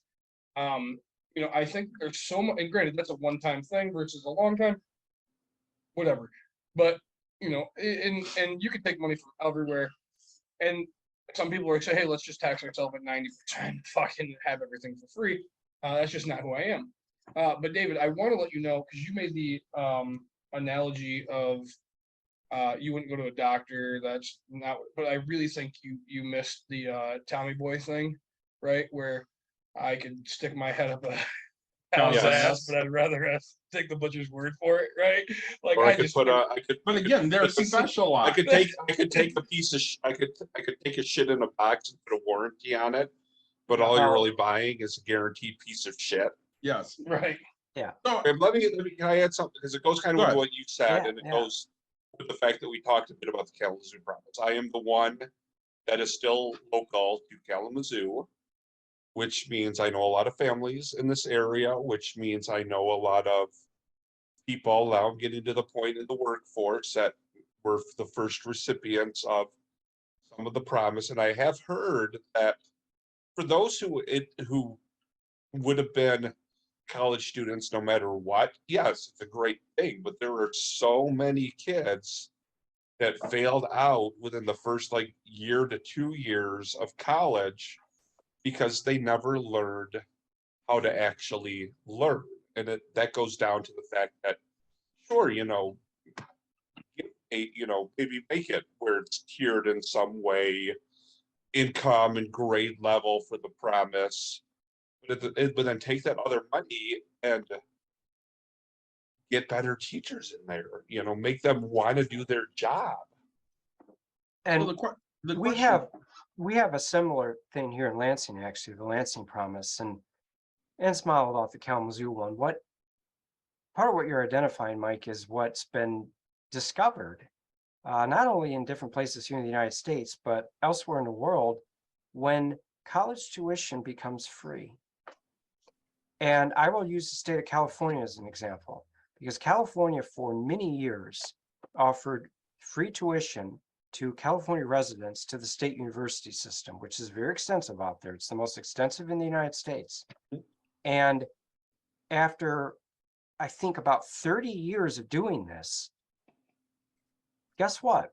The attendance rates at California universities for California residents weren't really any higher than they were in a place like Michigan, where you had to pay tuition to go to schools.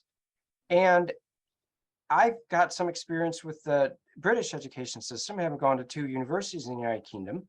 Mhm. And right now, they have a similar thing going on there. In England, for about 10-year period of time, the English universities didn't charge tuition fees. And then they started charging tuition again. In Scotland, if you're a Scottish resident, you don't pay tuition. And the attendance rates haven't really changed at all from when you had to pay tuition to when you didn't have to. And I think that maybe it's just the nature of, by the time you get to be our age, I don't know, but we've lived a few hard knocks, and you think that, well, a lot of problems, you just got to throw money at them. And then sometimes it's shocking to discover that, well, money actually isn't the reason necessarily why people don't go to college. It's other stuff. It's social values, which I talked a little bit about last time I was on. And so where does this fit into the student loan forgiveness? Well, for one, I think this is probably going to be both a one-off and probably a stepping stone to some more comprehensive reform of how the student loan system works. But I think it's also going to be an eye-opening experiment, because people are going to discover that, wow, the financial burden was removed and we didn't increase the college attendance rates. Mhm. What's going on? Well, I can see kind of exactly what you're saying there. So I could see it not increasing. Because like you said, there are just people who would never, partly because they probably would never get accepted into college anyway. The bigger difference is probably more of a shift of people who, especially with like the Kalamazoo Promise, the Lansing Promise, it's moving from, I'd spend the first couple of years in a community college or a junior college instead of that, because it's free, I'll go to a 4-year institute. Because yeah, you're right. There's still going to be people who just, their grades aren't gonna get them into college. Yeah, and part of what's going on too is how it worked in this country way back when, in sort of the pre-World War II days, and that was that tuitions were really low back then at universities, even adjusted to inflation. But just because the tuition was low, it still didn't mean you could afford to go to school. If you were a working class kid, you had to work. You didn't have money saved up to live off of while you were going to school. And I suspect that's a lot of what's going on now, is even if kids can figure out how to finance their education, and even if they don't have to finance it through loans, and they can actually figure out a way to get it paid for, such as through the Kalamazoo or Lansing Promises, they've still got to be able to afford to live. And living's expensive. And it's not cheap just because you turned 18 and the world's going to give you a discount on your rent. It doesn't work that way. No, because this is only covering tuition. This is not covering room and board and other things like that. Yep. So I have a couple things. One, I want to hit on It took me 6 years to finish my bachelor's for finance. I know 10% more now than I knew 6 years ago. But I had to take all these classes that didn't necessarily teach me a fucking thing. It's that 10%. Because you learned in the school of hard knocks. I did. That's right. So I love it. I had to take, I mean, it's not to the extent you did, but I had to recently take training on, the funny part is Microsoft Word and Microsoft Excel. Required training for my position. You know what I learned on that? nothing. Absolutely dick from what Yep. I already knew by using the programs. How to hit AutoSum. So one of Control P. the things I really want to hit, because I don't know when we're losing the professor, but Yeah. the question came up of how do you fix this system? And I have ideas. Well, and yes, I'd love to hear those. But before we do that, just Yeah. real quick. So we talked about, like, you know, again, teachers, and you guys said, hey, teachers paying for stuff, and it's become this big trend to buy teachers school supplies. Yeah. So we talked about my wife and I getting into a huge fight. Yeah. About okay, so day one she says, oh man, our schools have so much fucking money. It's crazy, blah blah. I do live in a very privileged fucking area. Yeah. Same. You do, right? And so, you know, all of a sudden, and then we go vote on that Thursday. So, like, let's say she makes this announcement on like Tuesday, then we go vote, and or Tuesday, whatever it is, and she votes to like raise taxes and stuff or something. And I was like you just said we have so much fun. Stop, like you're dumb. You know, as I'm here, But a lot depends on what on the my village is tax going to bill. go for. Well, and it was something stupid that pissed me off. What are they building? A new football stadium? I don't. A new softball field? Might have gone towards the library. Because aspect, where I coach, we're getting a new softball field because they re-upped the millage. Sure, I get that, but like, okay, so if you look at my tax bill and where I live, Mhm. okay, it says I pay my fucking property tax, and that's about it. Okay. Mhm. Where I own, it says I'm paying Godwin's back taxes, Yeah, or you know, it says I'm paying Wyoming's back. Oh, yeah. It says I'm paying, you know, Grand Rapids. fucking- Kellogg'sville, Yes, everything. Everything of people that have over fucking spent. Lee. I live in Denison, Yeah. Georgetown. Like we have, But you have properties all over. we don't have this fucking. I don't have this stupid line that says I just paid 120 of my $10,000 towards the stupid fucking debt of somebody else's goddamn irresponsibility. You bought a new softball field that they don't take care You're of. very fucking welcome for that. And we didn't. Yeah. Is this, So is I'm this the coach one? there, why Is this am I the one going? at Anyway, so that you getting used to off topic coach at because where like they put Next. the field in wrong or whatever? Yeah, I'm very angry about this. Next, sometimes living in a civil society is hard, isn't it? Dude, it's it is. It's a especially when you grew up the way I did, right? It was And you know that things can be better than what they are. oh my But we're gosh. too fucking stupid to do And those these things. people are just, but like the problem is like you have the Marvs, right? Yeah, Like what the fudge is, but like you want to talk about the richest guy that we probably know that you don't know he's that loaded?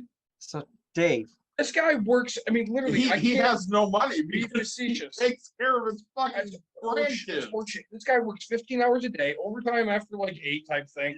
Like Oh, yeah. literally works He has a 7 good job. 7 days a week, and he's Yeah. been doing it for 50 fucking years. 7 of his days a life. week, but Saturdays are time and a half no matter what, and Sundays are double time no matter what. And holidays are triple. Right? Like, and Yes. he's done them all for his whole like 50 years. So Yeah. he's who really probably is the richest person we just don't know. Probably is. So but Except his wife. anyway, so back to so right. The point I'm making is, you know, when I donate, like I tell my daughter's teachers every time, I'm like, look, if you need something, just literally let me know. Yep. Consider it bought. And they're like, oh, I appreciate that. And then they send out a stupid email that pisses me off. Like, God damn it, You just had this now, conversation. now you're gonna get 50 of these, and I'm gonna be one of them because I'm stupid because you know I assume everybody else is too late to go date. Like, literally, again, I'm not trying to be an arrogant asshole. I just want to fix your problem, Yep. and your problem is this, and And you don't want to hear about it again. exactly ever, Yeah. right? Like, so like I went. Oh, bought- you need $100 here. Leave me alone. it's like, take care of it, right? Like, oh hey, I need somebody. Like we talked about that. I went and bought $60 worth of snacks because the teacher was, Yeah. and then all of a sudden it was like, hey, I just sent an email that's asking if she can give snacks away, and I was like, are you the stupidest person I've met? Like, not if there's I sent an email, they didn't like that. And I said, if there's a person that says no, that you can't share the snacks that they just bought, please let me know so I can tell them to go fuck themselves. And they're like, well, we won't do that, but we appreciate it. And I was like, no, please do. No, please like, do that. Like, I want to know how arrogant people are that their kid can only have these. Like, because I don't want to surround myself with that other person that's that shitty. Anyway, so the point I'm making with teachers is, okay, we're sending this stuff, and you don't have to improve your room. You want to. You don't have to have these things. You want to. It's a choice. Now, earlier the topic was brought up of trades, right? And if you go into a trade, I mean, it is expensive, and it's years and years and years. Okay, my brother's probably in the cheapest trade, electrical, right? And that guy has every freaking Milwaukee tool. Well, not all of them yet, because I still haven't borrowed half of them. But like, I mean, you're talking, you know, he has an account that he's allowed to go to 500, I think, and then pays $50 a week towards it. And he's never once not had $50 come out of his check, and he's been there for like 5 years, right? I will tell you. So the idea is everything that you do, like even in my, okay, so I own my own business. I have to buy my own tools. Well, granted, I could hire it out, have somebody else fix it, but like you have to have things in your business, have to have certain things. And so when you get into your job, so I worked in warehousing for a long, long time. Every fucking job I went to, you're gonna have steel toes. Why do you think? And it's funny because everybody always asks. No, very few people ask me when I say, "Hey, I went in and asked for unlimited time off, and I also get to wear sandals." Yeah, it's because I had to wear steel toes my entire fucking career, and some people find them comfortable. But me, that was like their way to weigh me down, and I wasn't having it no more. Like, yeah, hard pass on. so I'm gonna go back to, I have 2 points again. Yeah. Because you made me come up with a point. Mike, you've been on many, many episodes. You Many. feel I know, I'm like not even considered a guest anymore. you're not. Do you feel like Nick's going nuts now because he hasn't dominated 90% of the I conversation? think so, yes. I'm Number two, the answer is We're- yes. Like, we're gonna go. I've been we're so gonna- pent up. We're gonna go to how can we fix this? Yes. So I have ideas, and I'm sure the professor has ideas. So one of my ideas is we need caps on interest rates. Mhm. So let's cap and let's cap it in ways that we need. So right now we need teachers, right? I'm following. I would think, David, do we need teachers? Oh, yes. So 2% interest for teach. If you're going into teaching, primary, secondary, 2% interest. Yep. We don't really have a shortage of doctors or lawyers right now. So, okay, 4% for them. Okay. Mhm. But we do have a shortage of nurses right now. 2% for them. 2%. Now, do we have a shortage of people that are majoring in lesbian dance theory? No. You don't know that. So 5% for them. But Yeah. 5% is the max. And I think that that's a great idea, because now we're talking about incentivizing people that do have to borrow money by Going to fields of manipulating the need. interest rate when they pay it back. I think that a couple other things I'll throw out there, and that I'm going to have to part ways soon, but No, please don't. I might also throw out there that a lot of universities now are paying tuition. They aren't charging tuition for people that are below a certain income threshold. And that's a I'm trend. sorry. that's Can you gonna- repeat that real quick? A lot of universities now have stopped charging tuition for students that come from a household with an income below a certain threshold. Okay, thank you. Michigan State University, I think it's $75,000.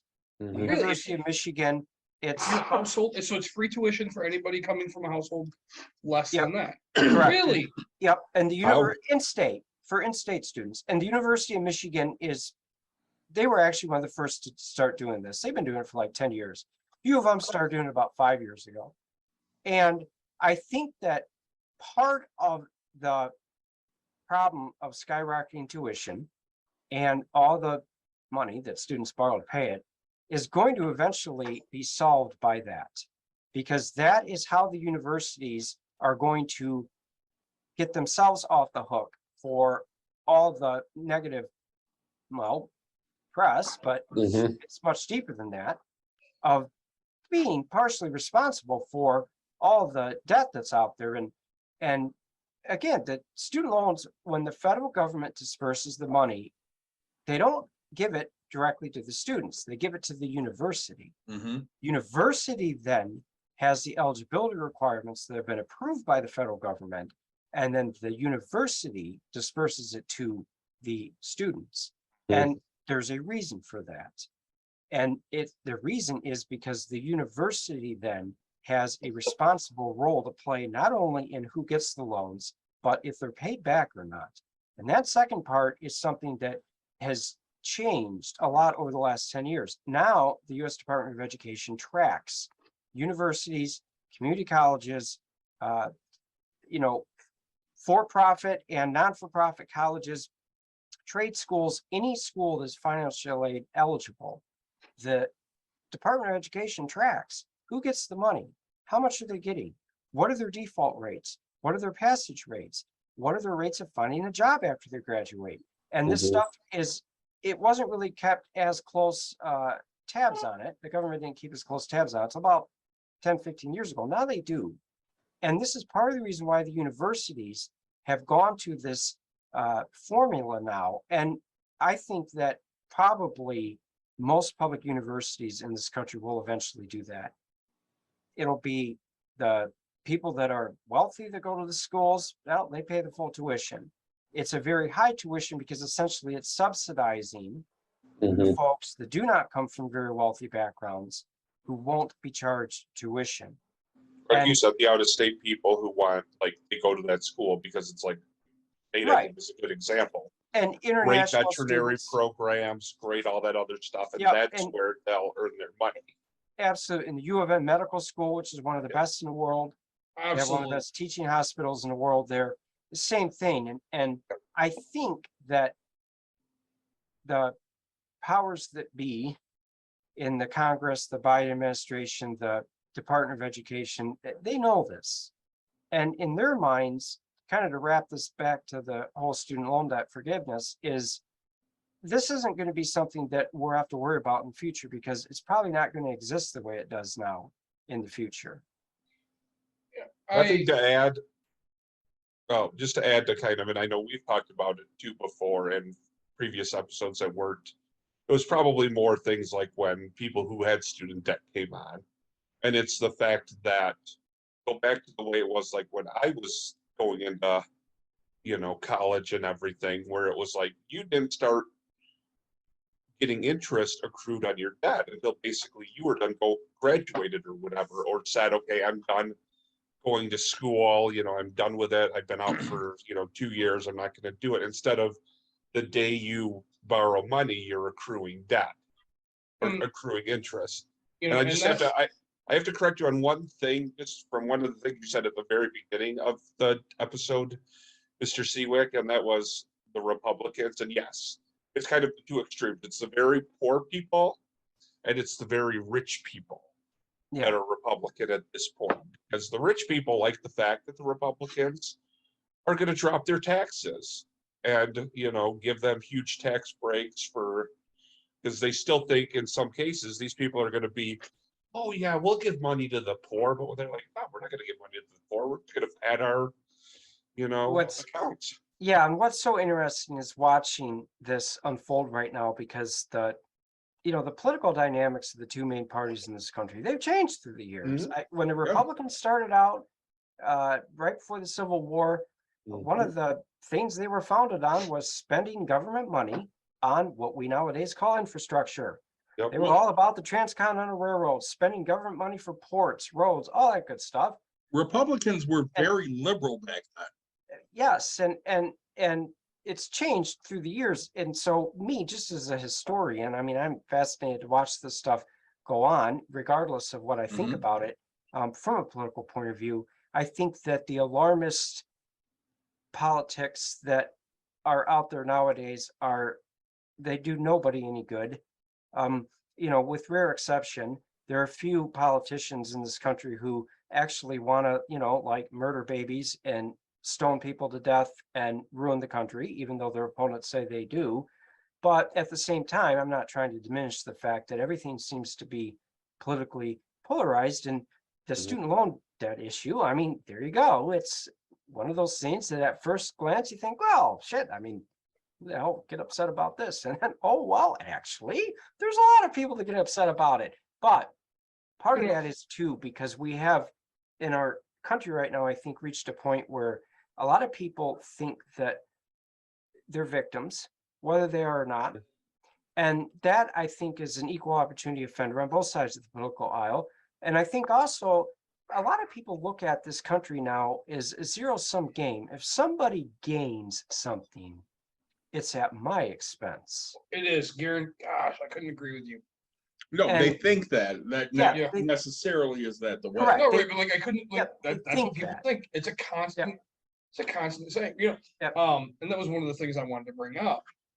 Sorry to cut you off, but like, you know, some of the quickest things, and especially from my more Republican friends, right, was, oh, my fishing boat now identifies as a college debt, you know, or Yeah, a student debt. loan. My truck identifies, and I'm like, and it's funny because like at first I was like, meh, and then it kept getting worse, Mhm. and it kept going, and I was like, all right, so all I've taken out of all these things you share, the fact that you're so far in fucking debt that you're just so stupid that you don't know how to control your goddamn money. Yeah. You should listen to Bucks and Bruce, right? Yes. Like Well- instant, because like my brain was like, gosh, why are you so like?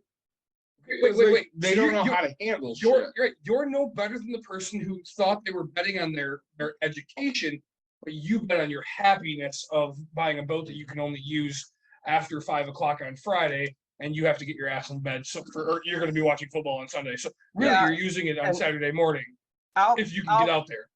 I'll conclude my visit here with two thoughts that are related to that. Yes, Yeah. sir. Number one, I've said this before on this program, I'll say it again. Many of the people who, and this isn't to diminish the true high cost of higher ed, but many of the people who think it's a crime against humanity that they should ever have to pay that much money for an education have no problem going out and financing a $65,000 pickup truck that's going to be a worthless piece of shit in 10 years. Mhm. Hey, Worthless piece of shit the moment they drive it off the. You got it. Fucking And then the lot. second thing I'll say my about RAM that, is great. the second thing I'll say about that too is back to this idea of people thinking that country's a zero-sum game. Guess what? If you don't owe any money on student loans, if the Biden administration figures out a way to relieve all of the debt, none of the debt, some of the debt, your life isn't going to be changed one bit from it. Mhm. And it's because, so I want to just add to that. And the reason that your life won't change is because of how stupid it goes back to the 1%er aspect. We can't comprehend that money with how many bills have been passed in the government and how many things, right? So dude, there's probably stuff from 1950 that they put taxes on for, let's call it, just for stupid, because David loves round numbers, 70 years, and it finally paid off in 2020. And now there's this money that we were like, okay, but It's there's so called much. the interstate highway system. Yeah. The government like- spent more money on that than it ever spent probably on anything else except maybe World War II, and everybody benefits from it. And we're And- still and- paying for it. We always will. I mean, it's how it Oh my works. gosh. And so it's, these, and I just heard a clip and it was Nancy Pelosi. It was like, you don't get to know what the bill states until it gets passed. And, it was I was like, wow, what a crazy lady. But like, because when we talked about the abortion episode that we did or whatever, we it's like with abortion came, let's give GM money. It was like, what the fuck do these two have in common? It was like it was so far apart on the things that they were trying to fund. And they do that with every bill. Hey, let's do this, but like let's also give, let's give Biden a dancing allowance or whatever the hell it might be. So we don't know we're funding it. We know David has to leave. No, he doesn't. He's staying with us for the rest of his life. I've got I one mean- minute left. He'll be back, but he needs Oh, to yes. leave. Yeah. So any final thoughts, David, please? I know you do a podcast for LCC. Oh, do you really? Yes. He does. Can you please plug that for us? Oh, well, I would be glad to. Thank you. So I do a podcast called Land Stories. It's a ostensibly local history, but kind of different history, maybe not the stuff that you learned about in school. And lccconnect.org is the website. The program airs on the radio, 89.7 FM here on weekends, and then it immediately goes to a podcast where you can listen to it on demand. So thank you. So I know we will have David back on soon. We're not ending this episode for anybody on Twitch right now. We are not ending this episode. We're going to keep talking.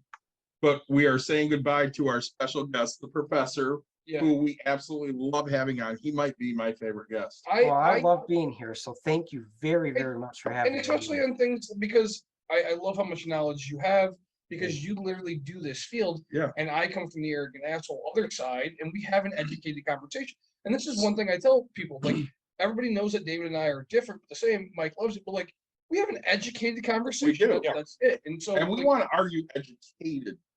Yeah, educatedly. civil Just say educatedly. Just So I say think something like an asshat. The best part about the professor is he comes like having read up on everything. He'll have Yeah. stats written down. So I'm going to say I this think he's going before. to show up with like a 'Cause PowerPoint. He's I going know to he's share with leaving us us. He about is leaving. something. And So in late February, early March next year, I think we need another baseball episode, baseball part two. special. Yeah, Oh, And yes. not only do we need the professor to join, Marianne. but we need, I don't the know, Marianne. professor's brothers. We need the professor's brother, Daniel, to also join.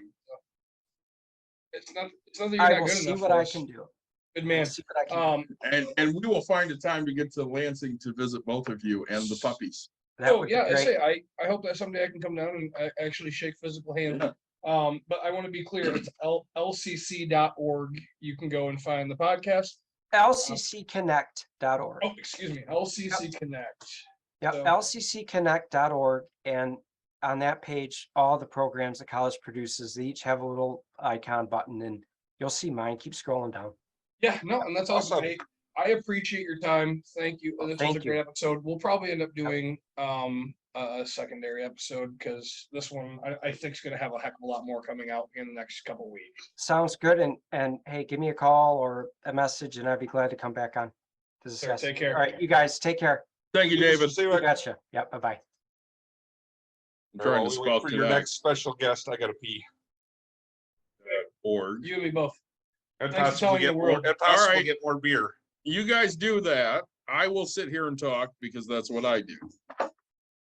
I cannot send any messages. That's weird. So we were talking student loan relief. And in a minute here, we're going to have, I say in a minute, momentarily here, we're going to have a student on to talk about her specific student loan issues. I'm sending her a message right now.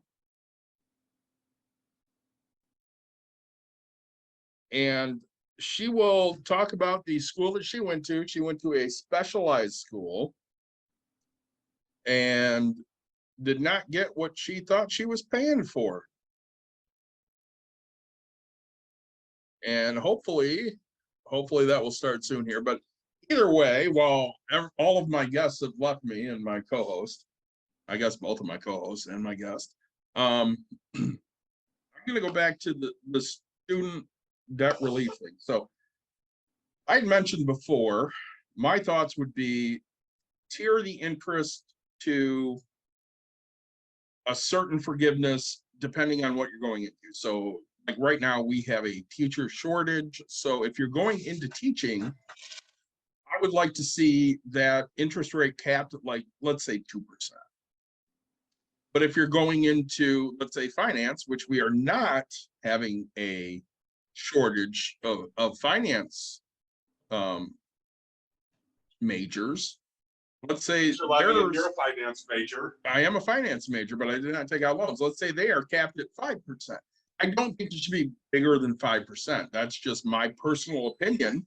But you're going to school to better yourself and to better the country as a whole, because an educated population is a more productive population. I think that should be capped at 5%. Nick, your thoughts on the capping? You know what? It's funny because that's one thing you and I agree on. Mhm. Because I'm not a person who likes to tell. All right, so how do I say this? I'm not a person that likes to tell a business how much money they can make. but I am a person who likes to tell the fucking government how much they can make. So, yeah. Right. And so I don't think the government should be making that kind of money. Yeah, but you know the government's only making 5% because we talked about that number. Yeah. But They're making other loans are making 7.5%.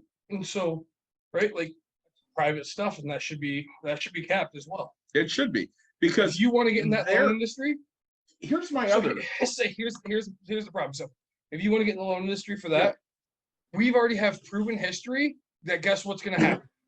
Your little bitch ass is gonna get bailed out because you know how to fucking make goddamn loans. Correct. You're over here going, oh well, they can't bankrupt it, so I'm guaranteed my money forever. You're gonna make that I loan. would totally say You're gonna make that loan. student loans should be bankruptable. Mm. No, they totally should be bankruptable. Wait a minute. You're going to tell me a kid at 18 can take out a student loan and you can't say they can bankrupt on that. But some douche fucking bag can buy 8 houses at 26 and file bankruptcy. Mhm. What do you mean? Okay, so what do I get in return for your bankruptcy of your education? What do you get in return for those houses that they absolutely gutted and are worth shit? 90% of them aren't going to gut them, and they're going to be worth that. 90% my ass. Go look at back. Go look at 2008 numbers. Okay, let's go look at 2008 numbers. I mean, literally, it was Most like- of those houses are worth shit because they left the fucking water running or they No, tore out all of no. the. Gosh, no. Tore Yes, out all they the did. metal, the wiring, and the copper I mean, piping, and- that's still happening, but like, no. Yeah. Like it was That happened the at a market- greater majority. no. Yes. No, I mean, I bought a house that was not in perfect repair, and it was a foreclosure. Yeah. But did they cut that shit? No, I think that's why Nick likes those things, because for him, he can buy They a took the house carpet really, up, really yes. cheap, fix But it back- up, but and back then when I rent it bought- for. but you have to understand, back when I bought those things, my first few, I didn't know a damn thing, right? So, I My think, correction. my correct. I think when you look at it, right, bankruptable. Okay, so if you go bankrupt on a student loan, so David stepped away, but the problem I see is, okay, so Mike, I'm a landlord, right? Mhm. One of my biggest qualifications is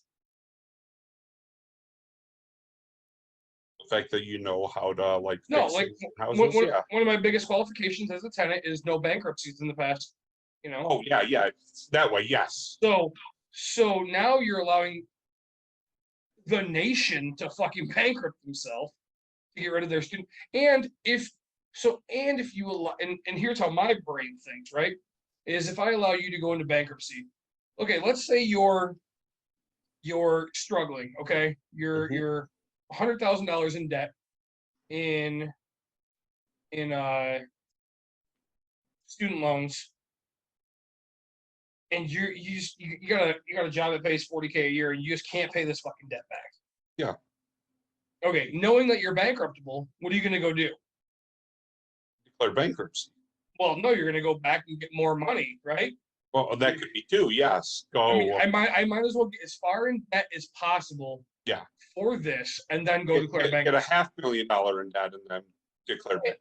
And- Listen, and- that's where I think it's fine what he says about student loans being bankruptable, but I think it's got to be compounded to other things. Like, oh my God, I've got $100,000 in student loan, plus I just ended up with $200,000 in medical debt, plus, oh my God, I just lost a job, and it's a recession, and I can't get a job that pays enough for me to make ends meet anymore. And I would agree, and the problem is the government's so fucking lazy, they will never listen to the stories aspect of things. So Mike and I agree that, and apparently you said it. You had said that they can't just bankrupt just student loans. They have to have they have to have other stuff. Yes. But because my point was, all right, I'm $100,000 in debt. I'm making $40K a year. Yeah. And the only way out is bankruptcy. What do I do?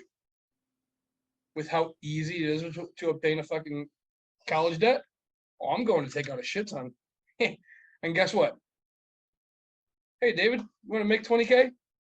If, I'm now $800,000 in debt. again, my Get out here. biggest issue is you have to look at those things Why? because you do. No, the government will The not. government They're the doesn't, but laziest they people in the need world. to. No, They need to sit there and look at it and go, so we had this conversation. So somebody I know, I will say somebody I know, had somebody go, well, you have student loans, just transfer that into a personal loan. No, not you. not something I would fucking tell people to do. Transfer that into a personal loan and turn around in 2 months and file bankruptcy. I mean, if it's If I'm anybody looking at that, I'm going, I was a student loan. You transfer that over. Fuck you, you don't get bankruptcy. but that's the thing. Well, now you're asking for bankruptcy. And so, okay, so the point, Again, student the loans point should you be missed, the point you missed, available. the point you missed that I made to Mike is, right, I'm a landlord. All right, one of my qualifications to be a tenant, no bankruptcies. You would not have rented it to me. That's a fact. I mean, rented to you when we first met? No. Right. Rented to you now? Yeah, but you wouldn't see my bankruptcy anymore. It was so long ago. I would I would probably see it, right? But like, let's just say, No, okay, you wouldn't see it anymore. It's gone. 10 Uh-huh. years, it's totally fucking gone. What do you mean you would how see long it? how long has it been? Almost 20. Okay, so and you've only been financially good for 7. I've been financially good for You won't about get a word in for like the next 10 minutes while they are. 14. About 14. About 14. So 7 years in, All right. Hi. and I've known you probably like it would have You've known me since that point. it would have taken a little bit longer. But like if you would have came to me and said, hey, we need a place to rent, that's why private landlords are shitty. But if I ran it like a business, that business states Which you don't. We already know that. say, but the business states don't do that, right? Like, and because statistics, right? Statistics are a thing. Okay, we go to the casino because we want to win money. We own a business because it's more of a guarantee if you work your ass off, right? Hey, Ray's logging into Zoom right now. Hey, we appreciate that. She's Ray, already on Zoom. She's been on Zoom for like 3 minutes while you guys have kept arguing. All right, you know how this goes, Mike. we were. I am arguing, well we aware. were Have you ever discussing with watched passion. their videos yet? Ray? She is not. No. So, but she knows me enough. So Yeah. let's Basically, Introduce our new guest. let's you have change subjects conflicting here, opinions on things. and we are going to introduce our new guest, who is Ray. It's not the same. It's not changing subject. It's the same subject. Fuck off. Just a new person talking So, about this subject. Ray is I've decided one of my unofficial Star Wars daughters I've just because she's kind of savage like I am. we've actually met in person. So Have you? oh, yeah, I was her see something. And yes. Oh, you were. And because Yeah, Nick had to watch Ray so people didn't get handsy. Handsy with her. I didn't really No, do too much no, watching. I have to have a handler so I don't hit people if they do that. 'Cause Okay. I don't want to get That- kicked out of the group. That You might say be a better because way of you don't putting it. hit people, but we say it because we don't want anybody to get handsy with you. It's funny because I have no problem hitting people. But and like it's funny because every time I walked up to her, I'm like, hey, you guys good? She's like, yeah.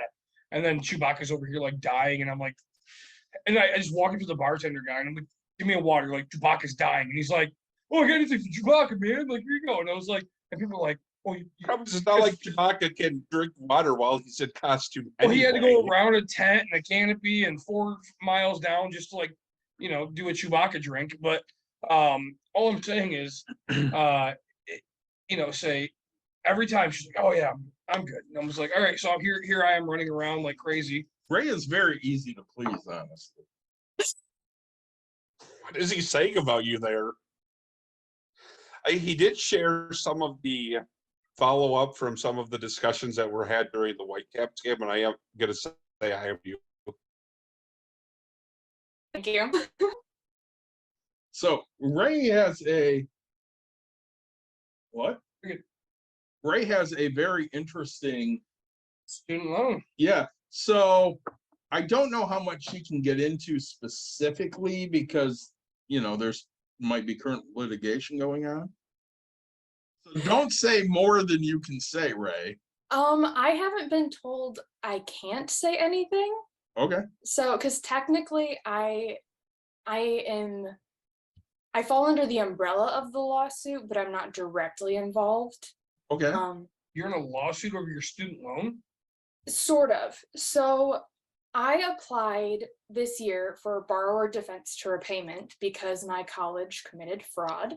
And if I submit an application, they are supposed to review it and investigate and then make a decision to see if I am eligible for loan forgiveness.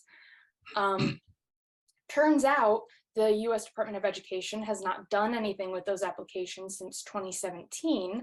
So a group of students sued the Department of Education to basically get them to address the applications. And there was a settlement proposed sometime at the beginning of this month to essentially streamline them. And it was given preliminary approval, and I received an email because I applied within a certain window, so I qualify. I would be affected if the settlement is approved for comment, and comment will be collected until September 8, and then a judge will review them and make a final decision. If it is approved, I get put into a timeline where the US Department of Education has 30 months for me to give me an answer on my application. They will not be doing 2.5 years. Yeah. Yeah. Jeez. If you applied like in 2017, it's like 6 months, but because I applied more recently, I have a longer waiting time. If I don't get an answer within 30 months, it's automatically approved. And they're not going to be doing any investigation. They're going to take everything in the application as fact, which gives me even better chance of getting approved. And if the settlement goes through, an approval means a complete cancellation of your remaining student loans, and I get all of my money back that I paid, which would be amazing. So You could stop stocking shelves at the library. good. This country isn't good enough for that. I'm going to No. be working till I die.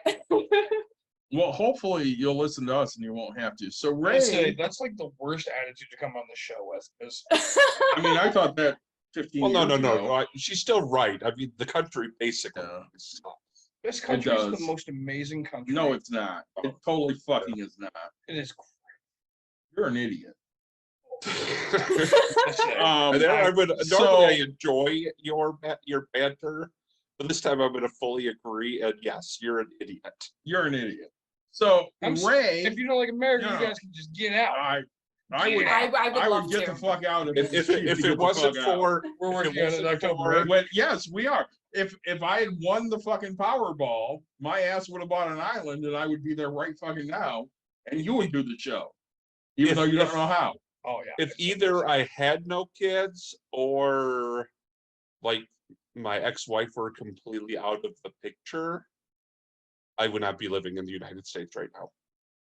I have like 5 kids. I mean, I only have 1 kid, but I have like 5 kids, and they're all over 20. So I said Ray could move with you in a heartbeat. I mean, I have Caitlin. My only obviously. my only adult kid is Chloe. Well, no, Chloe's Chloe's 18 now. 17.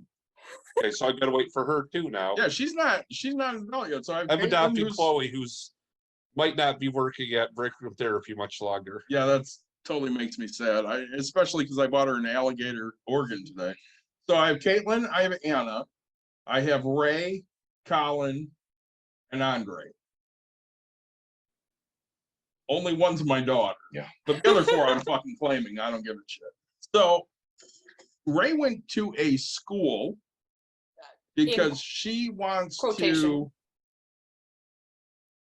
a school. Technically. Are Because you in a She went to dorm an right now? institution of some No, sort. she's not there anymore. Oh, like when you made the lawsuit, She was never in a dorm. Oh, okay. It was a school. How many were there? Like 70? So when I started, my class was 60, and that was for the associates program, which was accelerated. So I did 24 credits a semester. and got my associate's degree in 1 year. And then the bachelor's program was 2 years, and that was 19 students. So Ray was going into basically the entertainment industry. What type of school offers entertainment? It's a school in Grand Rapids. It's actually kind of popular. Okay. And so just to give the background here for a minute, because I like to give background. Ray is an extremely talented costume. So she joined the Rebel Legion, I want to say in 2018 or 2019? I think it was 27.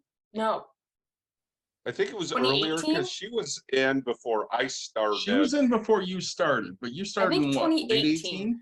18 or 19, one of the So two. Ray started, in her first event with the Rebel Legion was an ice cream social in, I want to say Porter Hills, maybe. It was something north of town. And it was her, Vader, and me as a Tuscan. And Ray had a staff. We call her Ray Ray because she plays Ray. I mean, she has other things now, but she ultimately joined the Legion as Ray, and she had a staff for Ray that was made out of cardboard. And unless she told people it was made out of cardboard, nobody fucking knew. It looked like screen accurate. It was awesome. Mine's not movie quality, but it's okay. Hers was. Nice. So she had the Dale Doback version of Chewbacca mask. yes, Yes. she did. So honestly, so like I messaged Ray earlier in the week and I said, hey, where am I in the line of stuff that you're doing? Because I asked her to, commission some stuff for me and Caitlin, and she goes, yeah, I feel really bad because I don't have time to do anything. And I said, yeah, just keep me on the list, because I mean, I've been asking for this shit since like 2017, and 2022, we're 5 years later, so I'm in no rush. Should I ask want her good back in shit, and I know she 2017, makes you good probably could've stuff. got it to you by Right. now. So, all right, what did you go to college? You went to college for entertainment. Yeah. What does that mean? I Videography? went for a Bachelor of Film and Media Arts. There we go. Okay. And what do you do now? I put books on shelves at a library, and I work retail, and I also volunteer at a theater. I've got like 11 jobs. I think so. I really think I'm going to volunteer at a theater. 'Cause remember how we kind of You know talked? people here. Remember how we kind of talked about, like, things might not be the same for me here very soon. Yeah, So I went to a play at the Civic Theater, yeah. and all of a sudden I see like the stage, and I was like, God, I just want to build it. And I was like, and they're gonna technically officially pay for the stuff. I just have to build it. And I'm like, I can do that. So not to um, take us off on a tangent, but that's kind of what we do. Yeah. I went out to dinner last night with Jenna and Lawrence. Yeah. And I'm like, yeah, before the world ended in 2020. One of the last events that we did as a family was we went to Les Mis at Miller. Oh yeah, nice. And because we've done Star Wars events down there, we know one of the stage managers, and we sent him a message, and he's like, hey, I can give you a backstage tour of all the stuff at Les Mis. So, I mean, we went backstage, saw the costumes, the sets, everything. Yeah. Can I just I say was something? so fucking happy. Yes, Mike. I hate you, I know you do, because that's Mike's favorite musical. hands down. My second favorite. Honestly, musical. just one of, I read the book and it was a very slow read, but the overall story is one of like my favorite stories. It's gonna like, it's gonna be in Chicago in February if you want to go. Just yeah, but I can't get a backstage tour. no, you won't get a backstage tour. I'm just saying it's gonna be in Chicago in February. If I'm you just want to saying go. that's why I hate you. I know why you hate me. I'm just saying. So yeah, that would have been one of those things that Ray's like, oh my god, that's awesome, because she makes that type of stuff. Right. Well, can you make me a Jean Valjean costume? No, I have no life. Can you? She has no time to do that shit. Can you make No. me a Yoder She has like costume? 17 jobs. Have the beard for Yoder. I love this conversation. I hate you. Just a straight look. Fucking Actually, hate maybe I'd you. rather have a Say- Javert costume, because even though, yeah, Jean Valjean's the main character, I mean, Javert has better songs. He does So- have better songs. All right, so you're into debt, Yeah. because of this college, and this college committed some type of fraud that you're maybe getting money back for. Like fraud as in they didn't give you the correct grades or something, or fraud as in your degree It's doesn't actually mean accreditation shit? related, isn't it? So when I when I was at the school, like our equipment was kind of held together by duct tape. None of the teachers seemed qualified. Like everything was like a little off. And we were paying a lot of money to go to this school, but it wasn't going to the teachers because they weren't getting paid very well. And it wasn't going into the equipment, and it wasn't going into the building. When we showed our thesis project for our graduation in front of all of our friends and family, the light bulb in the projector died, so it was tinted green. Nobody, and like the sound system only worked if you kicked it at the right angle. So, I mean, there was all kind of like weird things. Then we graduated and got our diplomas and noticed that they were incorrectly dated. It was printed on computer paper. There was no official seal or gold foil, and they misspelled privileges. So that was a bit concerning, but we all kind of just were over it at that point. Fast forward a couple years, and some people in the grade beneath me wanted to get master's degrees. So they applied to schools and they're like, hey, I have a Bachelor of Fine Arts. And they're like, yeah, sorry, this isn't a bachelor's. This isn't a legitimate bachelor's. And it turns out no accredited college in America will recognize a degree from that school as valid. It's essentially on the same level as getting a cosmetology certificate. Jesus Christ. So no matter what you do, you're screwed. Mhm. No, I gotta ask this. so Can you give us? I don't want the Is this- exact is numbers. this Give us a still around? ballpark. Hang on. Give us a ballpark of what you Uh, pay. About 60,000. for all 4 years. 3 years. Yeah.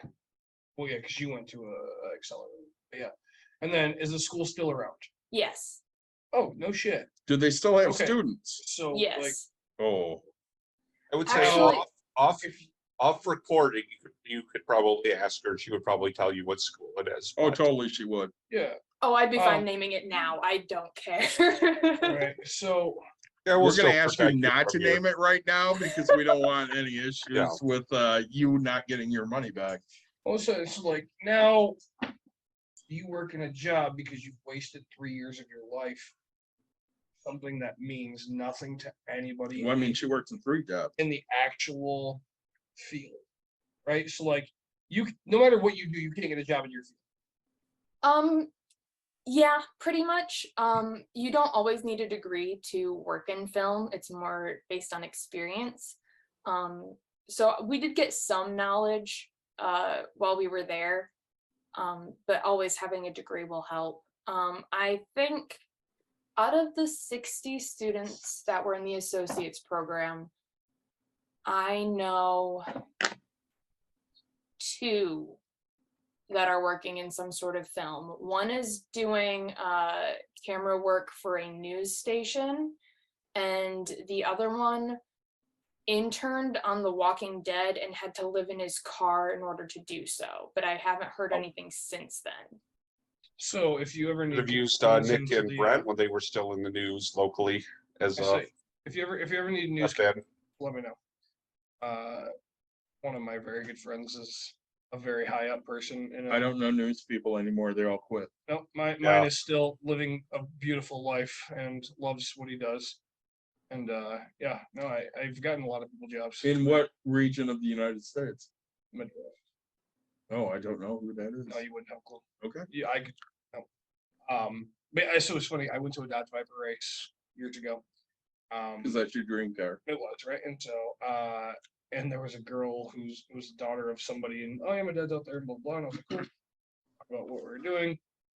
I was like, oh, you need a connection, right? Like, Yeah. my friend is literally the head director of this. Granted, he's my fucking age, And she's like, oh, bro. And I was like, I pulled him up and she like then takes me serious. And she's like, well, I'll reach out to him. Yeah, now has a job doing that stuff. And I was like, yeah, it's just all about telling me what you want to do. And I know everybody in every goddamn industry. Part of it It's is who you know. a factual statement. Yeah, And- that was a really big selling point of the school.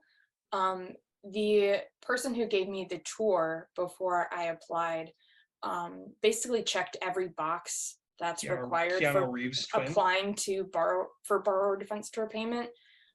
He said the 99% of students who graduate have a job in the field, and that's because the class sizes are so small and they have connections all over the world. Like they've got connections with Disney and Marvel and independent film sets. And he was rattling off some places that they've had graduates working at. And like, he's like, we've got some who are working for Marvel now. And like, he gave me a tour of the school and it's plastered with movie posters that are signed by like producers from the films. So there's a lot to like back up the claims. And I think it was because my class was one of the biggest ones they had. Before that, they had like 10 students. So they could probably and you had get 66? Yeah, they could probably get connections because it's a lot easier to do for a class of 10 than it is for a class of 60. Even then, I But- mean, oh, go ahead. Yeah. But by the time we got there, we were told every student is guaranteed an internship upon graduation.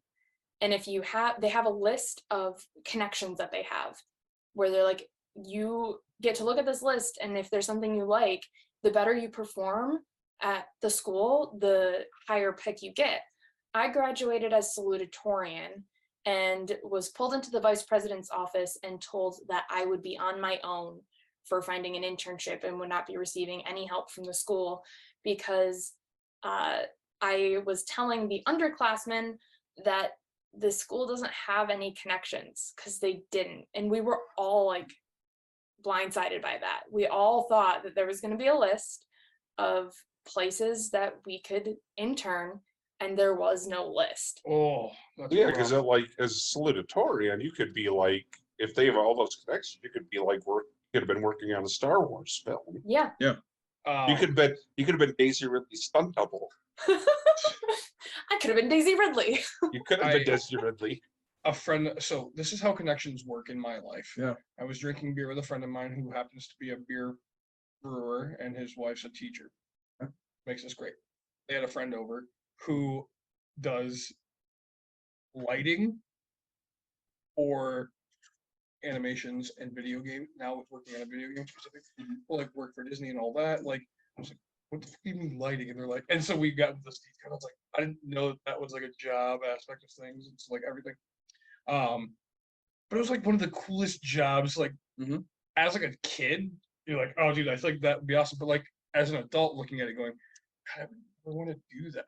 Right? Like, but the kid who gets coffee for Steven Spielberg gets mentioned in the credits. Yeah. Right, which is huge.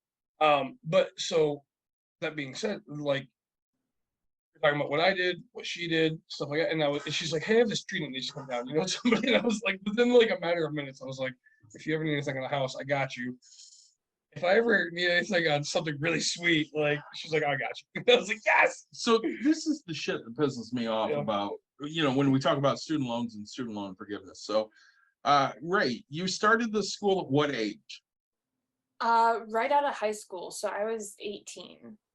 And how much did you know going into it, or how much did you just believe that you were told? I believed everything that I was told. I'm also the oldest. So this was my first time my parents were going through having a child in college. So, I mean, they kind of had the stuff to back it up. So when I started going there, the associate's program was pretty good. It was when I went into the bachelor's that everything started falling apart. And I learned that the guy who gave the tours, who's actually the recruiter, his previous job was doing sales pitches. No, of course. Yep. And he's a pathological liar, I've come to find out. Because he told me, I went to a Christian high school. He told me that the school was faith-based. He didn't tell other people that it was faith-based. So when we had to take religion classes, half of my class had no idea that that was going to be a requirement because it wasn't a selling point to them. So we didn't mention it and it wasn't on the website. So we have a bunch of people, a lot of whom were atheists, and they're like floundering in a religion class because they don't know anything. They don't have a history with it like I did growing up. And they're like, if I had known that that was a thing for the school, I wanted to come. So we're talking, you were 18, you're roughly 25 now. 25, 26. 26. So we're 8 years later. Old. And From the 48-year. essentially you knew nothing going into it. So you took their word for it because they were the expert. Yep. And you entered into, let's say, student loans, thinking that they had your best interest in mind. True or false? Yeah. I was told that if I wanted to get into film, they were the ones that were going to be able to help me. So you went $60,000 into debt off of these lies. And these are the type of situations when we're talking of student loan debt that probably bother me the most. At 18, at 22, at 26, you don't understand the ramifications of what you're signing into here. No. And if your parents haven't gone through it before, they don't either. And I had seen a message on Reddit the other day, and it was basically, why don't they teach a financial class to high school students? I answered it and I said, because if they teach it to high school students, they won't be indentured servants for the next 60 years of their life. And that's honestly the reason it is, because what makes this country move is the workers continuing to show up to those shitty jobs with shitty pay and working them. And if you don't have a reason to hold them to those shitty jobs, they don't do that.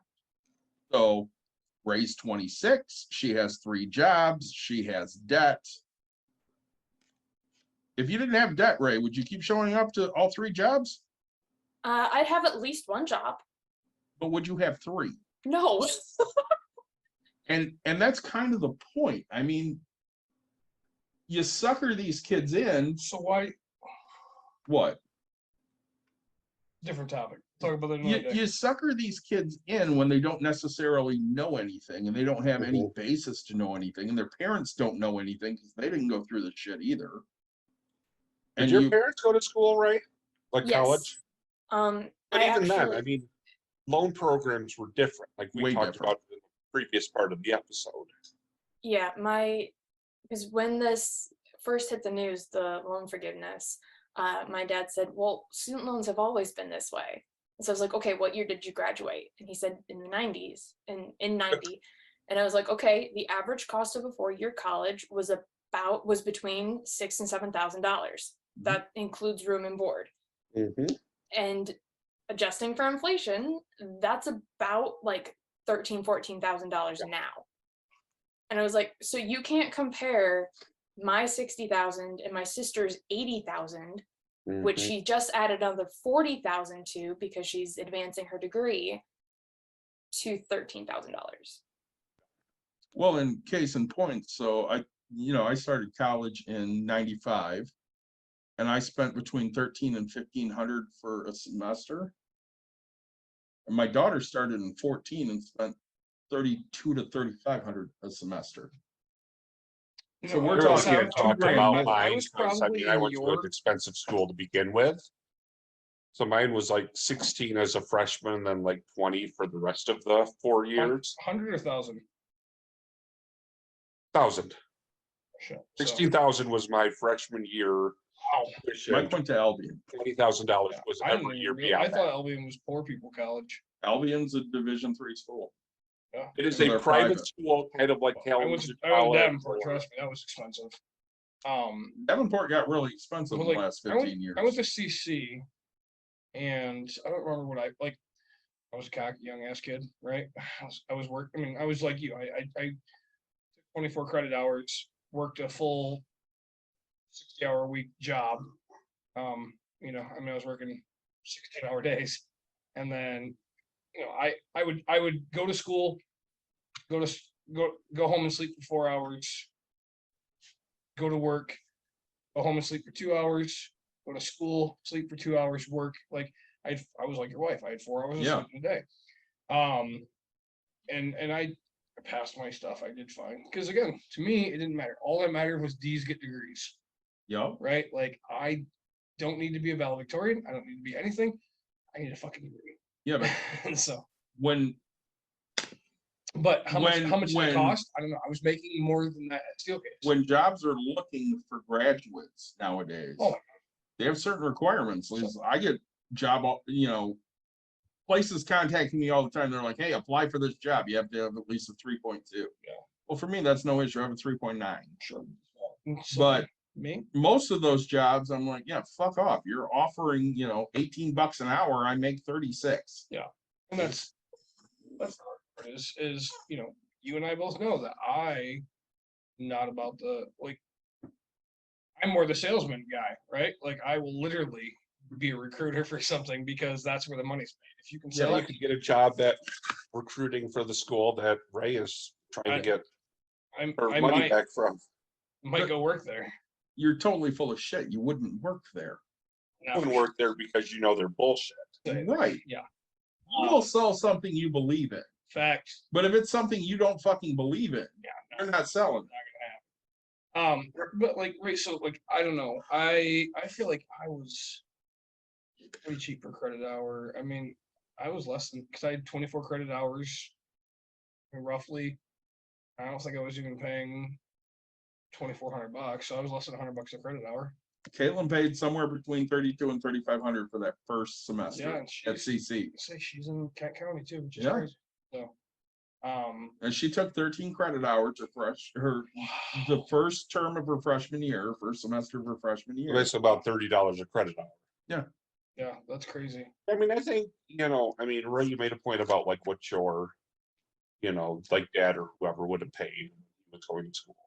And you're right. I mean, like I said, I went to a very expensive school, but you're right. Probably for even like going to like Michigan State or whatever, $6,000-7,000 a year owed a lot of pocket at that point in time. Like, he would have basically been graduating from college around the time my brother was going into college. So, that's not, overly bad. The difference too is that was student loan debt that until you were done with school for a certain period of time, didn't accrue interest. When you started going to school, you accrued interest from the day you took that loan out. And so, yeah, I mean, he may have owed, let's say, $18,000 at the end. That's finally when he started paying interest. If you had to take $20,000 out for that first year of school, you're paying interest from that point. And then adding another $40,000 on top of it. We talked about that with Professor Siwik before Ray jumped on.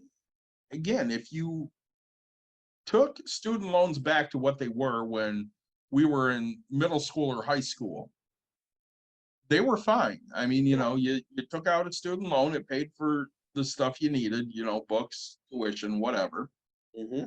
And 6 months after you graduate, you start accruing interest.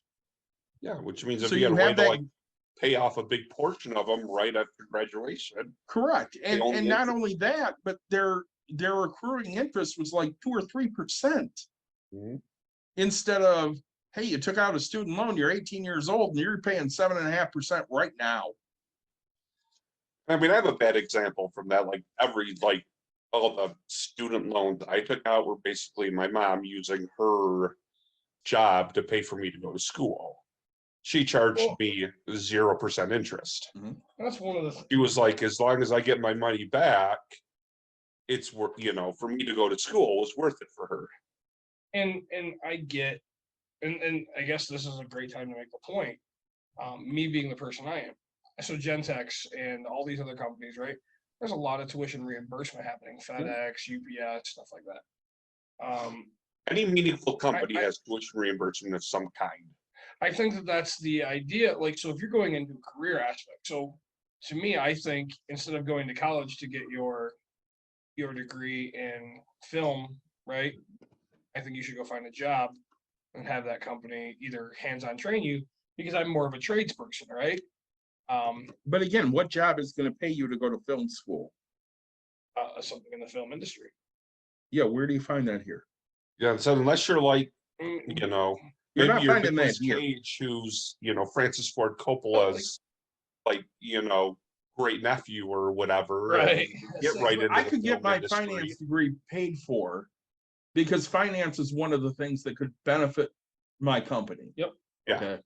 And that's the big thing, is companies will only reimburse you for things to benefit them. Like, I work fully in science. If Ray worked where I work and she was going for a film degree, unless they felt they needed somebody who could do cinematography for like marketing videos, they're not going to pay her for. So right, so like that. she didn't sell herself to that company, or she's not working for that right company, right? Like, there's Mhm. a million marketing companies out there. I have a friend that I have like 3 friends that own 3 different marketing companies. I mean, that's what they do. Well, and again, she So- looked at, I'm 18, this is what I want to do, and this school is promising to me. Yeah. If you come to this school, not only will you get a great education, but you're going to be guaranteed a job afterwards. Yeah. And at 18, you don't know any better.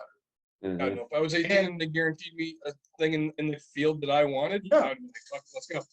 And the problem is like, you're a nice girl. If I was Yeah, you don't promised know her well. if I I was don't know if promised she's that nice. if I was promised an internship and I got pulled into the vice president's office, I would have been expelled that minute. Right? Once he told me you're on your own, it would have been straight, just jacked to the face. Part of me surprised she didn't get kicked out of his fucking office because I she's did laugh in his very face. nice. Yeah. I So did I've got a- laugh in his face when he said that. As a side to that story, I've got to ask, the reason why you were probably telling younger students it's all basically a farce was because you had people who had graduated before you who were basically saying, yeah, all this stuff they told us was a lie. The people ahead of me weren't. But when I learned that it was all a lie, I wish that somebody would have told me that sooner. And because we had a certain amount of time to find an internship, and none of us were looking for one because we thought that there was ones that we could pick from. Yeah, you'd So I basically be was- like, hey, I want that one. And they'd be like, great, call this person, you're set. Yeah, because if I had known I would be looking for one myself, that if I had gone into it knowing that, it wouldn't have been that big of a deal. But because we didn't know that, I was telling people in the grades under us, like, hey, just so you know, you need to start looking for an internship now because they are not helping you. There is no list to pick from. So start looking now. And they're like, you're spreading false information and scaring the students. You need to stop. And so I laughed at him and I walked out of his office. Yeah, I mean, I would have done a hell of a lot more. No, and I don't know. We talk about things that could fix things, and I think, I don't know. It's more communist aspect to think that people need to declare what they're going for and not be able to change it. Because if I'm okay, you and me were financially responsible people for the most part. If I'm giving my money out, who are you giving it to? Right? Are you giving it to the person that's going for what do you call it? Lesbian dance theory. Lesbian dance theory? Or are you giving to the person that's going for go med therapy, blah blah blah? I'm the wrong person to fucking ask. Who are you giving it to? So when it comes to giving out money, a big Yeah. church or school. I mean, granted, this is a loan that you have to get paid back on. yeah, I do that. I do that with my investments. Right. And so Prosper is a great example. It's true. Mhm. I have a couple that are A-rated with Prosper, but the majority of mine are D, E, or not even fucking rated. Are they paying? They pay. Good. Because I look at the background of what they are. So, like, one of them is a truck driver from Illinois. He makes $75,000 a year, and he needs like $8,000. So I threw some money at that. He was late, I don't know, 15 times in a row. So I got late fees on top of it, but he always fucking paid. Yep. He might pay, 60 days instead of 30, Yep. but I'm getting my money back. Yep, and then some.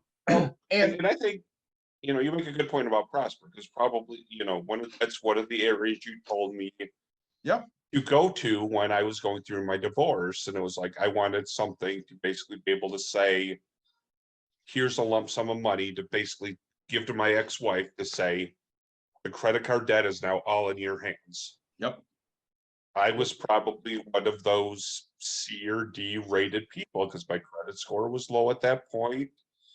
I was going through a divorce, so, I didn't know but again, I paid everything on time. And now, yeah, like if I were to get a Prosper loan now, people would probably be like, oh, you're an A or a B because of your credit history and everything else that's going on.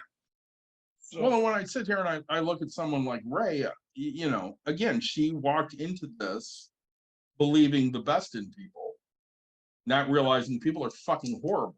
Yeah. She's 26 now. She realizes people are fucking horrible.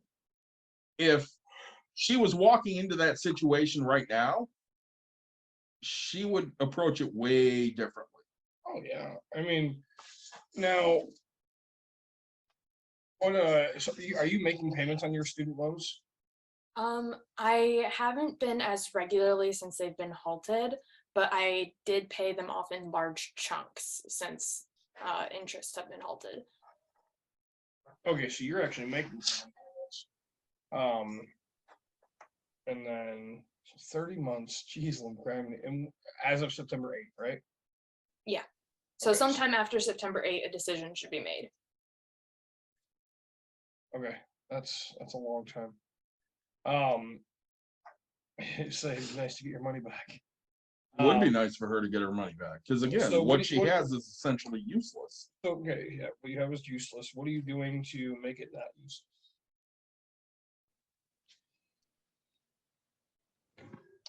I mean, I'm kind of stuck with that certificate at this point, so I'm just trying to work jobs to pay it off.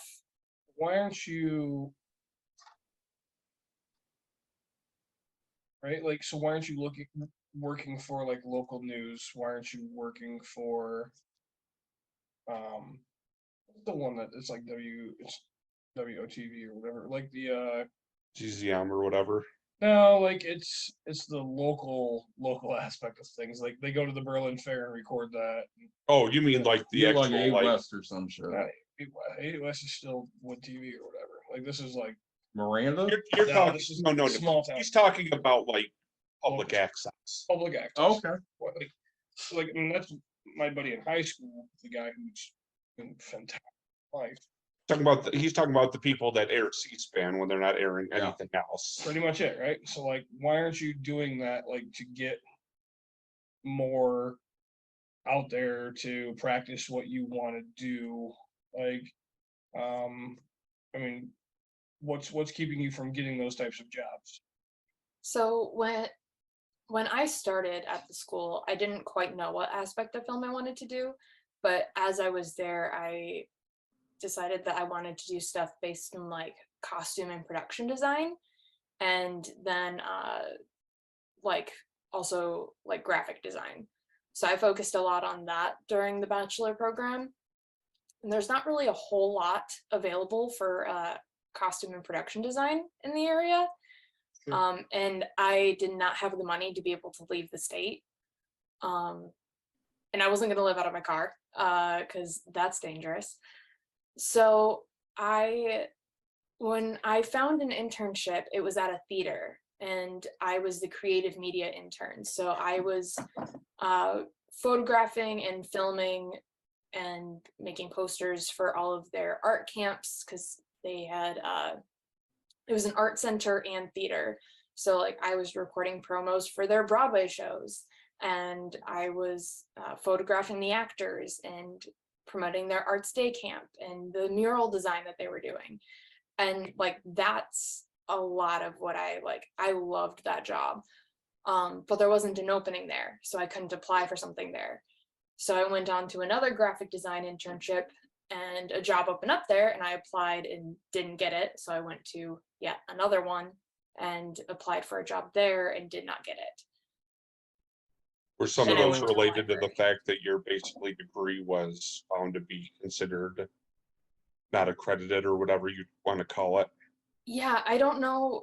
I know when I got my internship, it was brought up that I went to this school, and they asked my opinion of my time there, and I was honest and said it was pretty hard. And they're like, oh, good, because I work in some local film, and we know that this school is kind of a joke.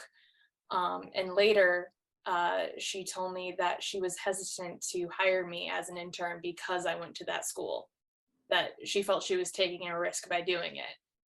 She was glad she made that decision, but I almost didn't get the job there because of the school. Which is too bad that, like, well, I mean, I'm sure you probably, like, when that internship ended, you were willing to, he was probably willing to give you a recommendation for some of these other jobs, because at that point she knew you were a hard worker. But some people I know can't look past the degree issue if that's what they're looking for, and that's unfortunate in today's society. So I'm gonna jump in here because I don't know shit, and I'm just gonna throw crap at the wall because that's what I do. My thoughts would be, do you have a portfolio put together? Yeah, or I So did. you, It's probably outdated. okay, so you have like your graphic design stuff. Mhm. But do you have your costuming stuff? Yeah. Good. So I would be taking that and literally sending that to fucking everyone. And not here, but everywhere. Everywhere. Whether that's New York or London or California or Florida, or wherever the fuck it is. It doesn't matter to me. Just send that shit out there. I guarantee you Because right now, Ray, with people you know, if you were like, oh my God, I have to relocate, but I can't afford to, there'd probably be people willing to help you pay for relocating for a percent, for like, you know, a small loan or whatever, because they know how talented you are. well, and not only that, I mean, you know, if you went to certain areas, there are people that know people in those areas. Mhm. So they might be able to set you up with something that, you know, you're not thinking of or they're not thinking of, but Mhm. options are out there. The biggest thing that Nick and I always talk about is you kind of got to make that shit happen. Nobody's going to do it. And I know you're talented enough to do pretty much anything because I've seen your work. I would be pushing that on everyone. Hey, look at this stupid fucking cardboard staff I made. It sucks. But If you want a to make a Tusken Raider who's riding a Rancor,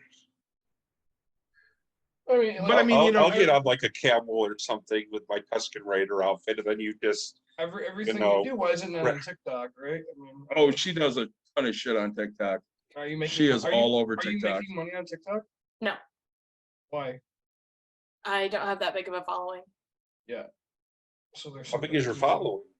I've got I think I'm at 11.9K. Okay, so you're She's got a good following. you're getting close. And she has a lot of good stuff on TikTok. And keep filming, keep setting it up. I will say, because we're talking about costuming, there was a friend I work with. This was after, you know, Whitecaps game.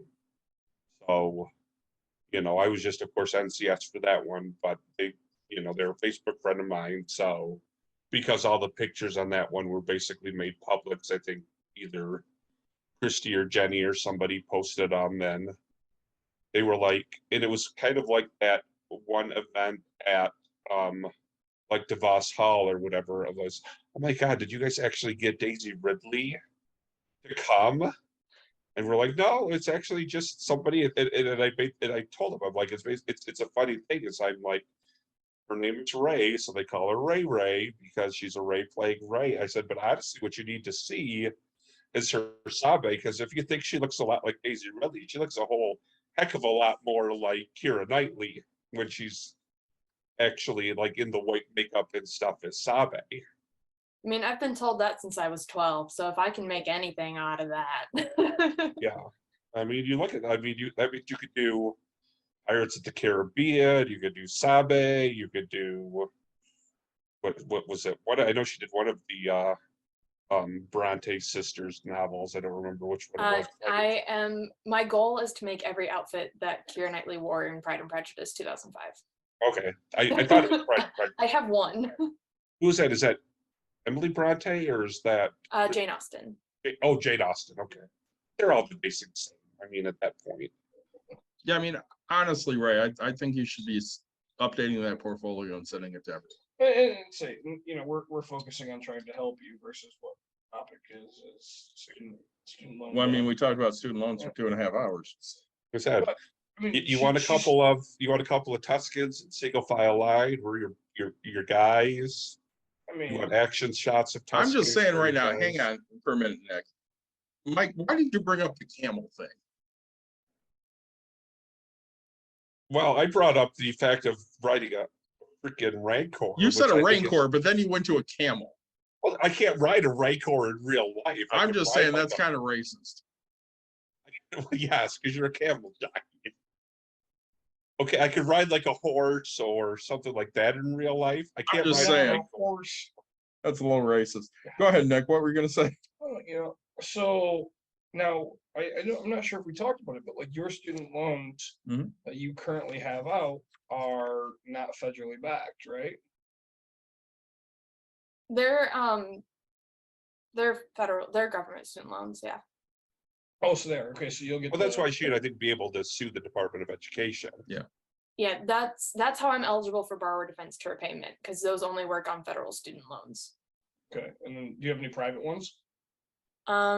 No, I just had the federal student loans and Parent Plus loans, but I've paid off my Parent Plus loans. Okay. And will you get any of that back? I believe because it's all under like my FAFSA account. Yep. I believe I get all of it back. Can you explain what a Parent Plus loan is, just for listeners? No. I'm guessing I with know how it is. I know technically my parents took out those loans Okay. for me, but I paid them back. Not my So, parents back. I paid the loans back. Basically, your parents have to co-sign for these. Yeah. So the idea of a Parent Plus loan is it goes into your name as a student, your parent. So my mom refused to co-sign anything for me. My mom has helped me out in zero financial ways. We should make this very clear in life. No, granted, she's helped me once in a blue moon. The other day, she towed my car home because I told her I was broke shit. My wife's car died, and you know, I say I have thousands of dollars But- wrapped up into a fucking house. But basically, Parent So- Plus loans are your parents took out a loan Loan for for you you. to go to school. Yep, and They're on the hook. they're financially responsible as well. Correct. Now you have the rights to pay it, you have all that type of thing, and that's the problem is most parents don't even realize they're on the hook for that. Now when you're, let's say, are you still living at home or are you have your Yes. own? Okay, so you are. That way, And- all the money that I make can go directly to my loans. What are you Lives down in the to? same booming metropolis that Mr. Levian does. What do She you- does live in the same booming no metropolis that I shit. do. Yes. What are you down to? I'm down to I think 22,000. And so we have okay, this is where you and I fight. No. Do you pay your student loans? You wish you did. She had 60K. She's down to 22. No. That's how the fuck you do it. Okay. You live at home. Again, she You had say, federally backed "Why- student what's your loans. percentage? I honestly don't know. 5, 7, It's not 7. probably 5. But still. But you probably actually 5 at the continue to high. pay when like things like COVID happened. I mean, when she could, if she could afford it during that time. Yeah. when they weren't like requiring payment and continuing the interest on it, which helps a tremendous amount. And like I said, and that's where living at home helps too, is when all of a sudden all these other things stop being a fee because hey, I'm not going out and you know, eating food at restaurants or blah blah blah or whatever. Oh God, I wish I could. And you can basically say, okay, now and then yeah, you kick out a lot of debt. Mike's getting right on it. I mean, he's literally walking everybody through how to do this. So I have Mike on my side. So David, way to go. Here's the entire thing. How many times have we talked about, hey, I'm going to make a new major purchase. Let's say like I'm buying a new set of appliances for my house. Oh my God. Hey, get this store credit card. It will give you 24 months, 0% interest. And you say, yes, I will do that because if you could pay off 75 to 80% of that during that 24 months, you could save a whole crap ton of money. Yeah, but that's not even how that works. You have to pay off 100% of it, or they're charging you interest on all of it. Well, that's true, but On the whole fucking thing. It's stupid. So Ray did it all the right way, but how many people have that ability? So everybody. No, bullshit. Even when we get like Ummer on, and Ummer Anyways. talked about what he basically did to basically make himself Dude, this dude financially- He right? rode a Like, bicycle for independent. years. you've got to be willing to basically say, I'm willing to live on ramen noodles and hot dogs for the next 4 or 5 years of my life. I mean, That shouldn't be the normal. the North.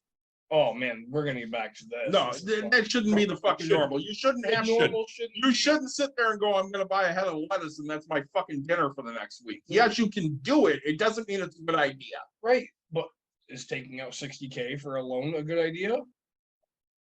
Do you understand that when you're 18 fucking years old? I mean, how many 18-year-olds go out and buy a brand new fucking Ford Raptor at $100,000? They don't. A shit ton. Bullshit. Go to fucking Greenville High School. Go Bull- to Denison High School. Okay, but again, Bullshit. you said the key word, Granville High School, which probably means the kid isn't taking the loan out for it. It means Yeah, the are parents paying did. It's for it. like, still like Anybody driving a nice fucking car in high school, their mom or dad took that shit out.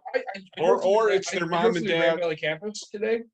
Or their And- mom and dad was like, oh, I'm buying, the This is business newest, truck. Tesla in 2018, but then in 2020, it's like, oh, I'm upgrading to the newest Tesla. My kid can drive the 2018 Tesla now. Let's stop for a minute. Ray, what was your first vehicle? A 2001 Toyota Camry. How'd you get it? It was at an auto shop that a family friend owns, and I got it my senior year of high school. My At parents Bruce's? bought it, and I paid them off. Which would have been in like what, Versus- 2015-ish? 20. I graduated 14. high school in 2014. So 2013-ish. Was It was still a local to 12-year-old you? or whatever car at that point. What was that? The It local was still a shop 12 by or you? Yeah. Bruce, was it Bruce's? No. Oh, I will tell you right now, my daughter's first car. Yeah. I bought in 2010. Yeah. It was a 2002 Oldsmobile Alero. Yeah. Mhm. She Was it wasn't your driving aunt's? no fucking Raptor. All I'm saying is, if these kids are going out and there's people that make stupid decisions no matter what age or 18 and Yeah, above. but again, if you're 16 or 17 Let's go years with old, 18 where you're actually you able to. can't, you're not getting a loan for Correct. it. You But can't 18 do it. 18 you are, and these kids are still making that stupid At decision. 18, you're not getting a loan for $100,000 vehicle. You're not getting a No. loan for a $15,000. You're not getting Oh, a loan that's not No. co-signed by a parent Yeah. at that age. I mean, well, say, What car company is giving you a fucking loan for a $50,000 automobile? You're in high school. have you ever, well, it's 18 and above, right? So Okay, 18-year-olds are in high school. My Yeah. daughter graduated, she was 19. have you ever driven down 28th Street? Uh-huh. All of them. All Bullshit. Hmm. Bullshit. Bet They me, might be used- giving you a loan, but used they're car requiring a motor mall co-signer will because you fucking don't have finance to everything. ever Used at that car point. motor mall, you're right, at $189 a week. That's what I'm saying. And then the other, like all of those from whatever. But they don't have $60,000 vehicles. You ever looked at them? we went to one place because my brother was looking at a car and I ended up buying it and making him pay me back interest because they wanted 25% interest. Granted, he would, but they wanted 25% interest. It was a 15-year-old car Uh-huh. with 180,000 miles on it, and they wanted like $18,000 for it. Correct. I was like, we're gonna go buy this used car for 180,000 miles, and I could buy it from a private sale for $2,000. So again, But people are financing that stuff. because people are fucking stupid. That's the whole point. Like, so why am No normal company is looking at a fucking 18-year-old and giving them that kind of fucking loan. no respectable company? I Correct. can't say normal because that's a normal thing for some reason. It's a bullshit company. That's exactly. That's the problem. You're A talking a Best Buy predatory used cars, 100%. JD Buyrider. All those, right? Yeah. The predatory fucking lender. You know, companies. I've dealt with JD Buyrider twice in my life. No You want shit. to know why? Your They daughter sent did me a little something postcard stupid. in the mail. They sent me a little postcard in the mail. Scratch this off, you win whatever's on the thing. The least you could win was $5. I went in there, I got my $5 both times. I went home. See ya. But I right, guess so like, something, oh God, what was it? It was it was either home improvement or something, and it was one of those scratch off things. And it's like you have a chance to win like $40,000 or something like that. Yeah. And Max is sitting there with me when I do it. He's like, you should go and call them. And I'm like, even if it's just like, I mean, it's probably an entry into the drawing or whatever. And then even then, it's probably $40,000 in whatever they want me to buy. right, a $250,000 Yeah. trailer that's worth $12. Yeah. So I basically Um, threw it in my recycling, was done with it. So, I don't know. There's got to be a way to make it so that way people understand, hey, this is what you're taking it out on. This is where you're going with it. There are ways. But how does that benefit the person loaning the money? Oh, it doesn't, and I don't care about that. And you don't, and I don't, but those are the people that everybody's catering to. Because those are the ones we keep fucking bailing out with money constantly. And I'm tired of it. Yeah, so am I. Mhm. I would much rather my money bails out people like Ray and tells Bank of America to fuck off. Yep. But I mean, Well, you look at, like I said, 2008 is the perfect example. Like you said, I mean, Ray, I know you were still fairly young at that point, but I mean, it was like all those, TARP bailouts or whatever went to like all those mortgage companies that did, adjustable rate mortgage is a great idea up until the point when those rates go up to like 6%, and all of a sudden those people can't afford their mortgage payments, and then everybody was defaulted, and these banks were like all of a sudden short on money, and they're like, crap, we can't afford to loan to any more people. And Well, my favorite were described as the ninja loans. The no income, say, what was it? No income jobless. job Yeah. something. Yeah. So basically, they didn't check your income. They didn't check your job history. Yep. They just gave you a loan if you had a fucking pulse. Yep, it's like they gave it to dogs too. They did. It's like, that was my favorite. That was my favorite story to read. Was the dog. The Dog. guy shows up to the house and the loan is in the dog's fucking name. And the renters are like, that's the owner's dog's name. You mean he's not paying the loan? Yeah, you're getting evicted, dude. This place is foreclosed on. I mean, that's like, you can't make that stuff up. So we have been going on for quite a while. Ray, thanks for joining us. Hang on. Ray's only been on for like an hour and a half. No. Say, Before we stop this, so I've given ideas on how to fix shit. We've all talked. Ray, so when it comes to student loans, how would you fix student loans and the issues that we have? I know I'm putting you on the spot.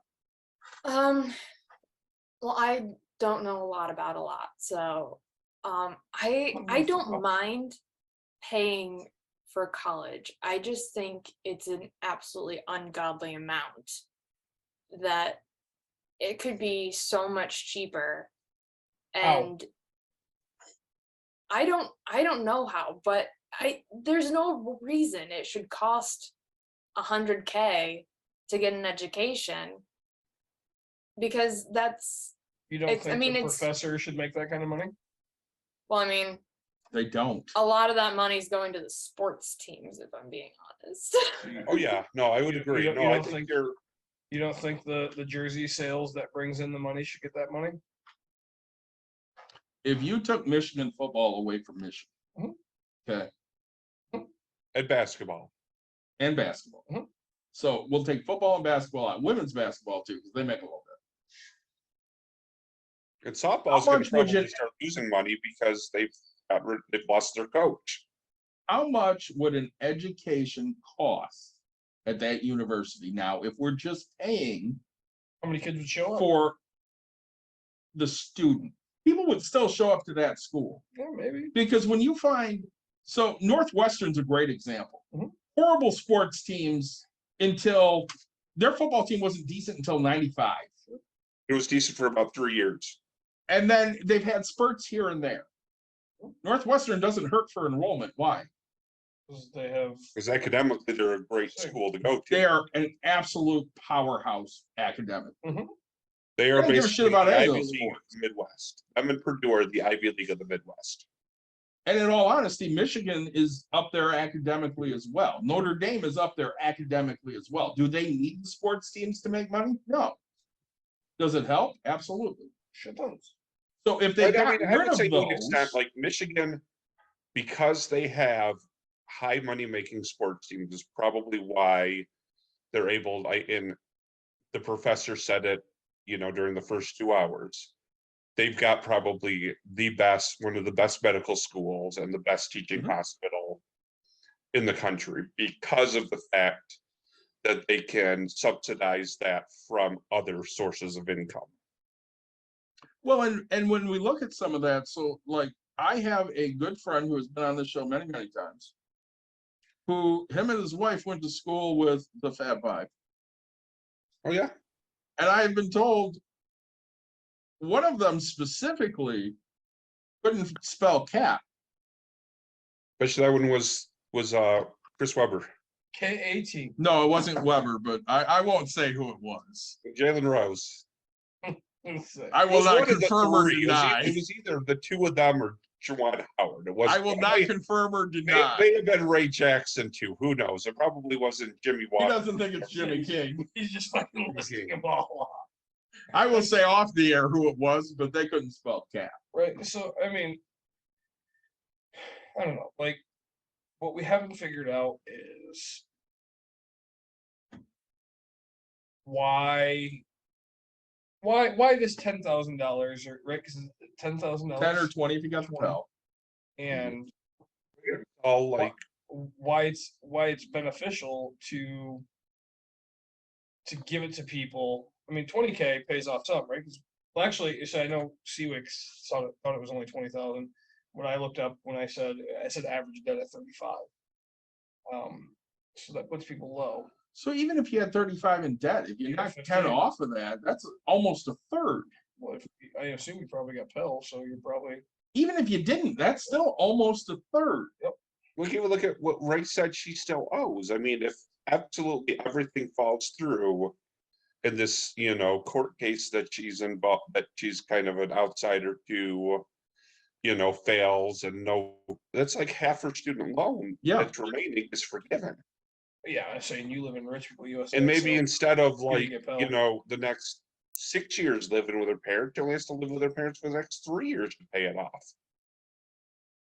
It's a lot easier to pay off 12 grand than it is to pay off 22. Sure. It took me a year to pay off 12 grand for my roof. Especially, well, and then again, your roof is a situation where it's a flat interest. Yes. I paid 3%. I borrowed the money from my daughter. The student loan is you keep paying interest until you basically pay off that loan. Yeah. And I like your comment about the student loans, Nick, where you said you got a bill for like what, 275 or something like that. $2.12. Yeah. I mean, it was the same way when I basically paid off my last car when I'm like, okay, I've got this lump sum of cash. I'm going to pay it off. I went to the bank that day and I said, what do I owe? I said, okay, here's the money, because it took like 2 more days for it to, process for the full payment. I ended up getting a bill for like $2.15. Yeah. Which is stupid. It's very Um, fucking stupid. I'm working on getting a payoff for the house that I have right now because I might just pay it. Because unless you can go in there and walk in there with cash in hand, if it's a matter of, bank transfer or whatever, those take time. I mean, if you can walk in cash in hand and say, oh, I owe $10,000. Here's my briefcase with my, log handcuff attached to it. Yep. $10,000. I know Nick wants to wrap up because we're at 3 hours and 20 minutes and it's after 9 o'clock and he has a longer drive than me. And I So- have to fucking be up. I have the shortest. Actually, Ray has. Yeah, you and Ray the both have shortest the shortest drive. You Cedar just bed in are the home. background there. I Mine I have to actually like walk that way. Yeah. So I greatly want to thank the professor for joining us. He's always an absolute delight. Ray, thank you for hopping on and giving us your 2 cents here. I'm always happy to talk money with you, and if you need other bullshit advice, I'm always around. Nick. Yeah, say, I'm trying to figure out why I'm so tired. And I remembered I got a call at 2 a.m. Yeah, that'll do it. Because of Bat in the house. And so You want to talk about your beers? Yeah. So I want to give a shout out to New Glarus for the Moon Man, which you did not enjoy. I I actually did not. did. I did not try the stout. The Is that coffee good? too. Yeah, it was all right. All And right. so this the Totally Naked, which I really Totally enjoyed. Naked was good. And then of course the Spotted Cow, which I of course enjoyed myself. I'm shouting out to Blake's because their caramel apple was great. I shared one with Nick because I felt bad for him. Yeah, I ran out of drinks because we went 3.5 fucking hours. No, we only went 3 hours and 20 minutes. What are you talking about? Yeah, So but he far. started drinking before the camera went on. I got out over 3 hours Story. ago. Mike, what do you want to say about your drinks?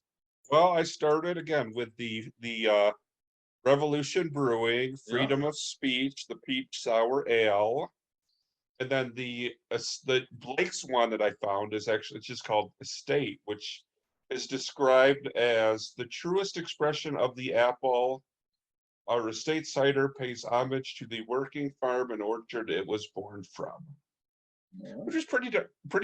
It's a semi-dry, so it's not as sweet as other ciders, but they were good. And then I kind of intermingled that with some cider boys, and at a point I did have the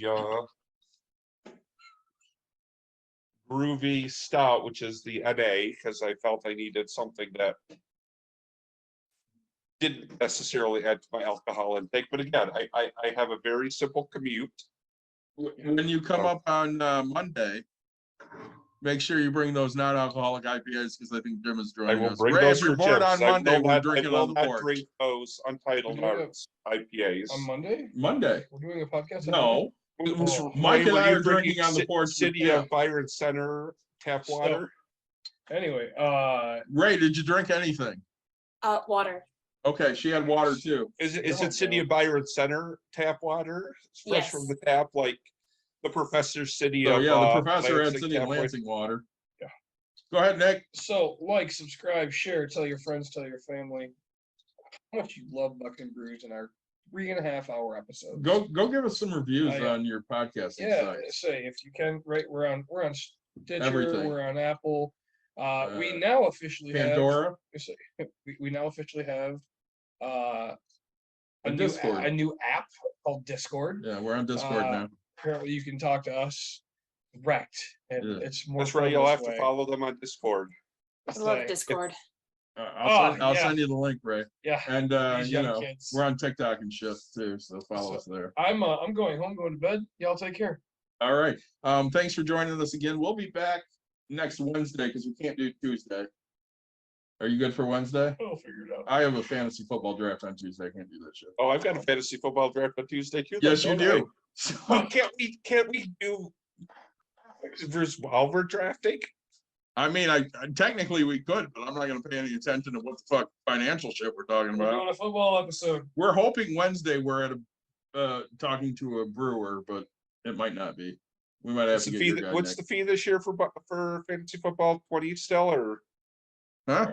what was Yeah, it 20. last year? All right. $20. So next going bye-bye. Thanks everybody for joining us. We'll be back next week.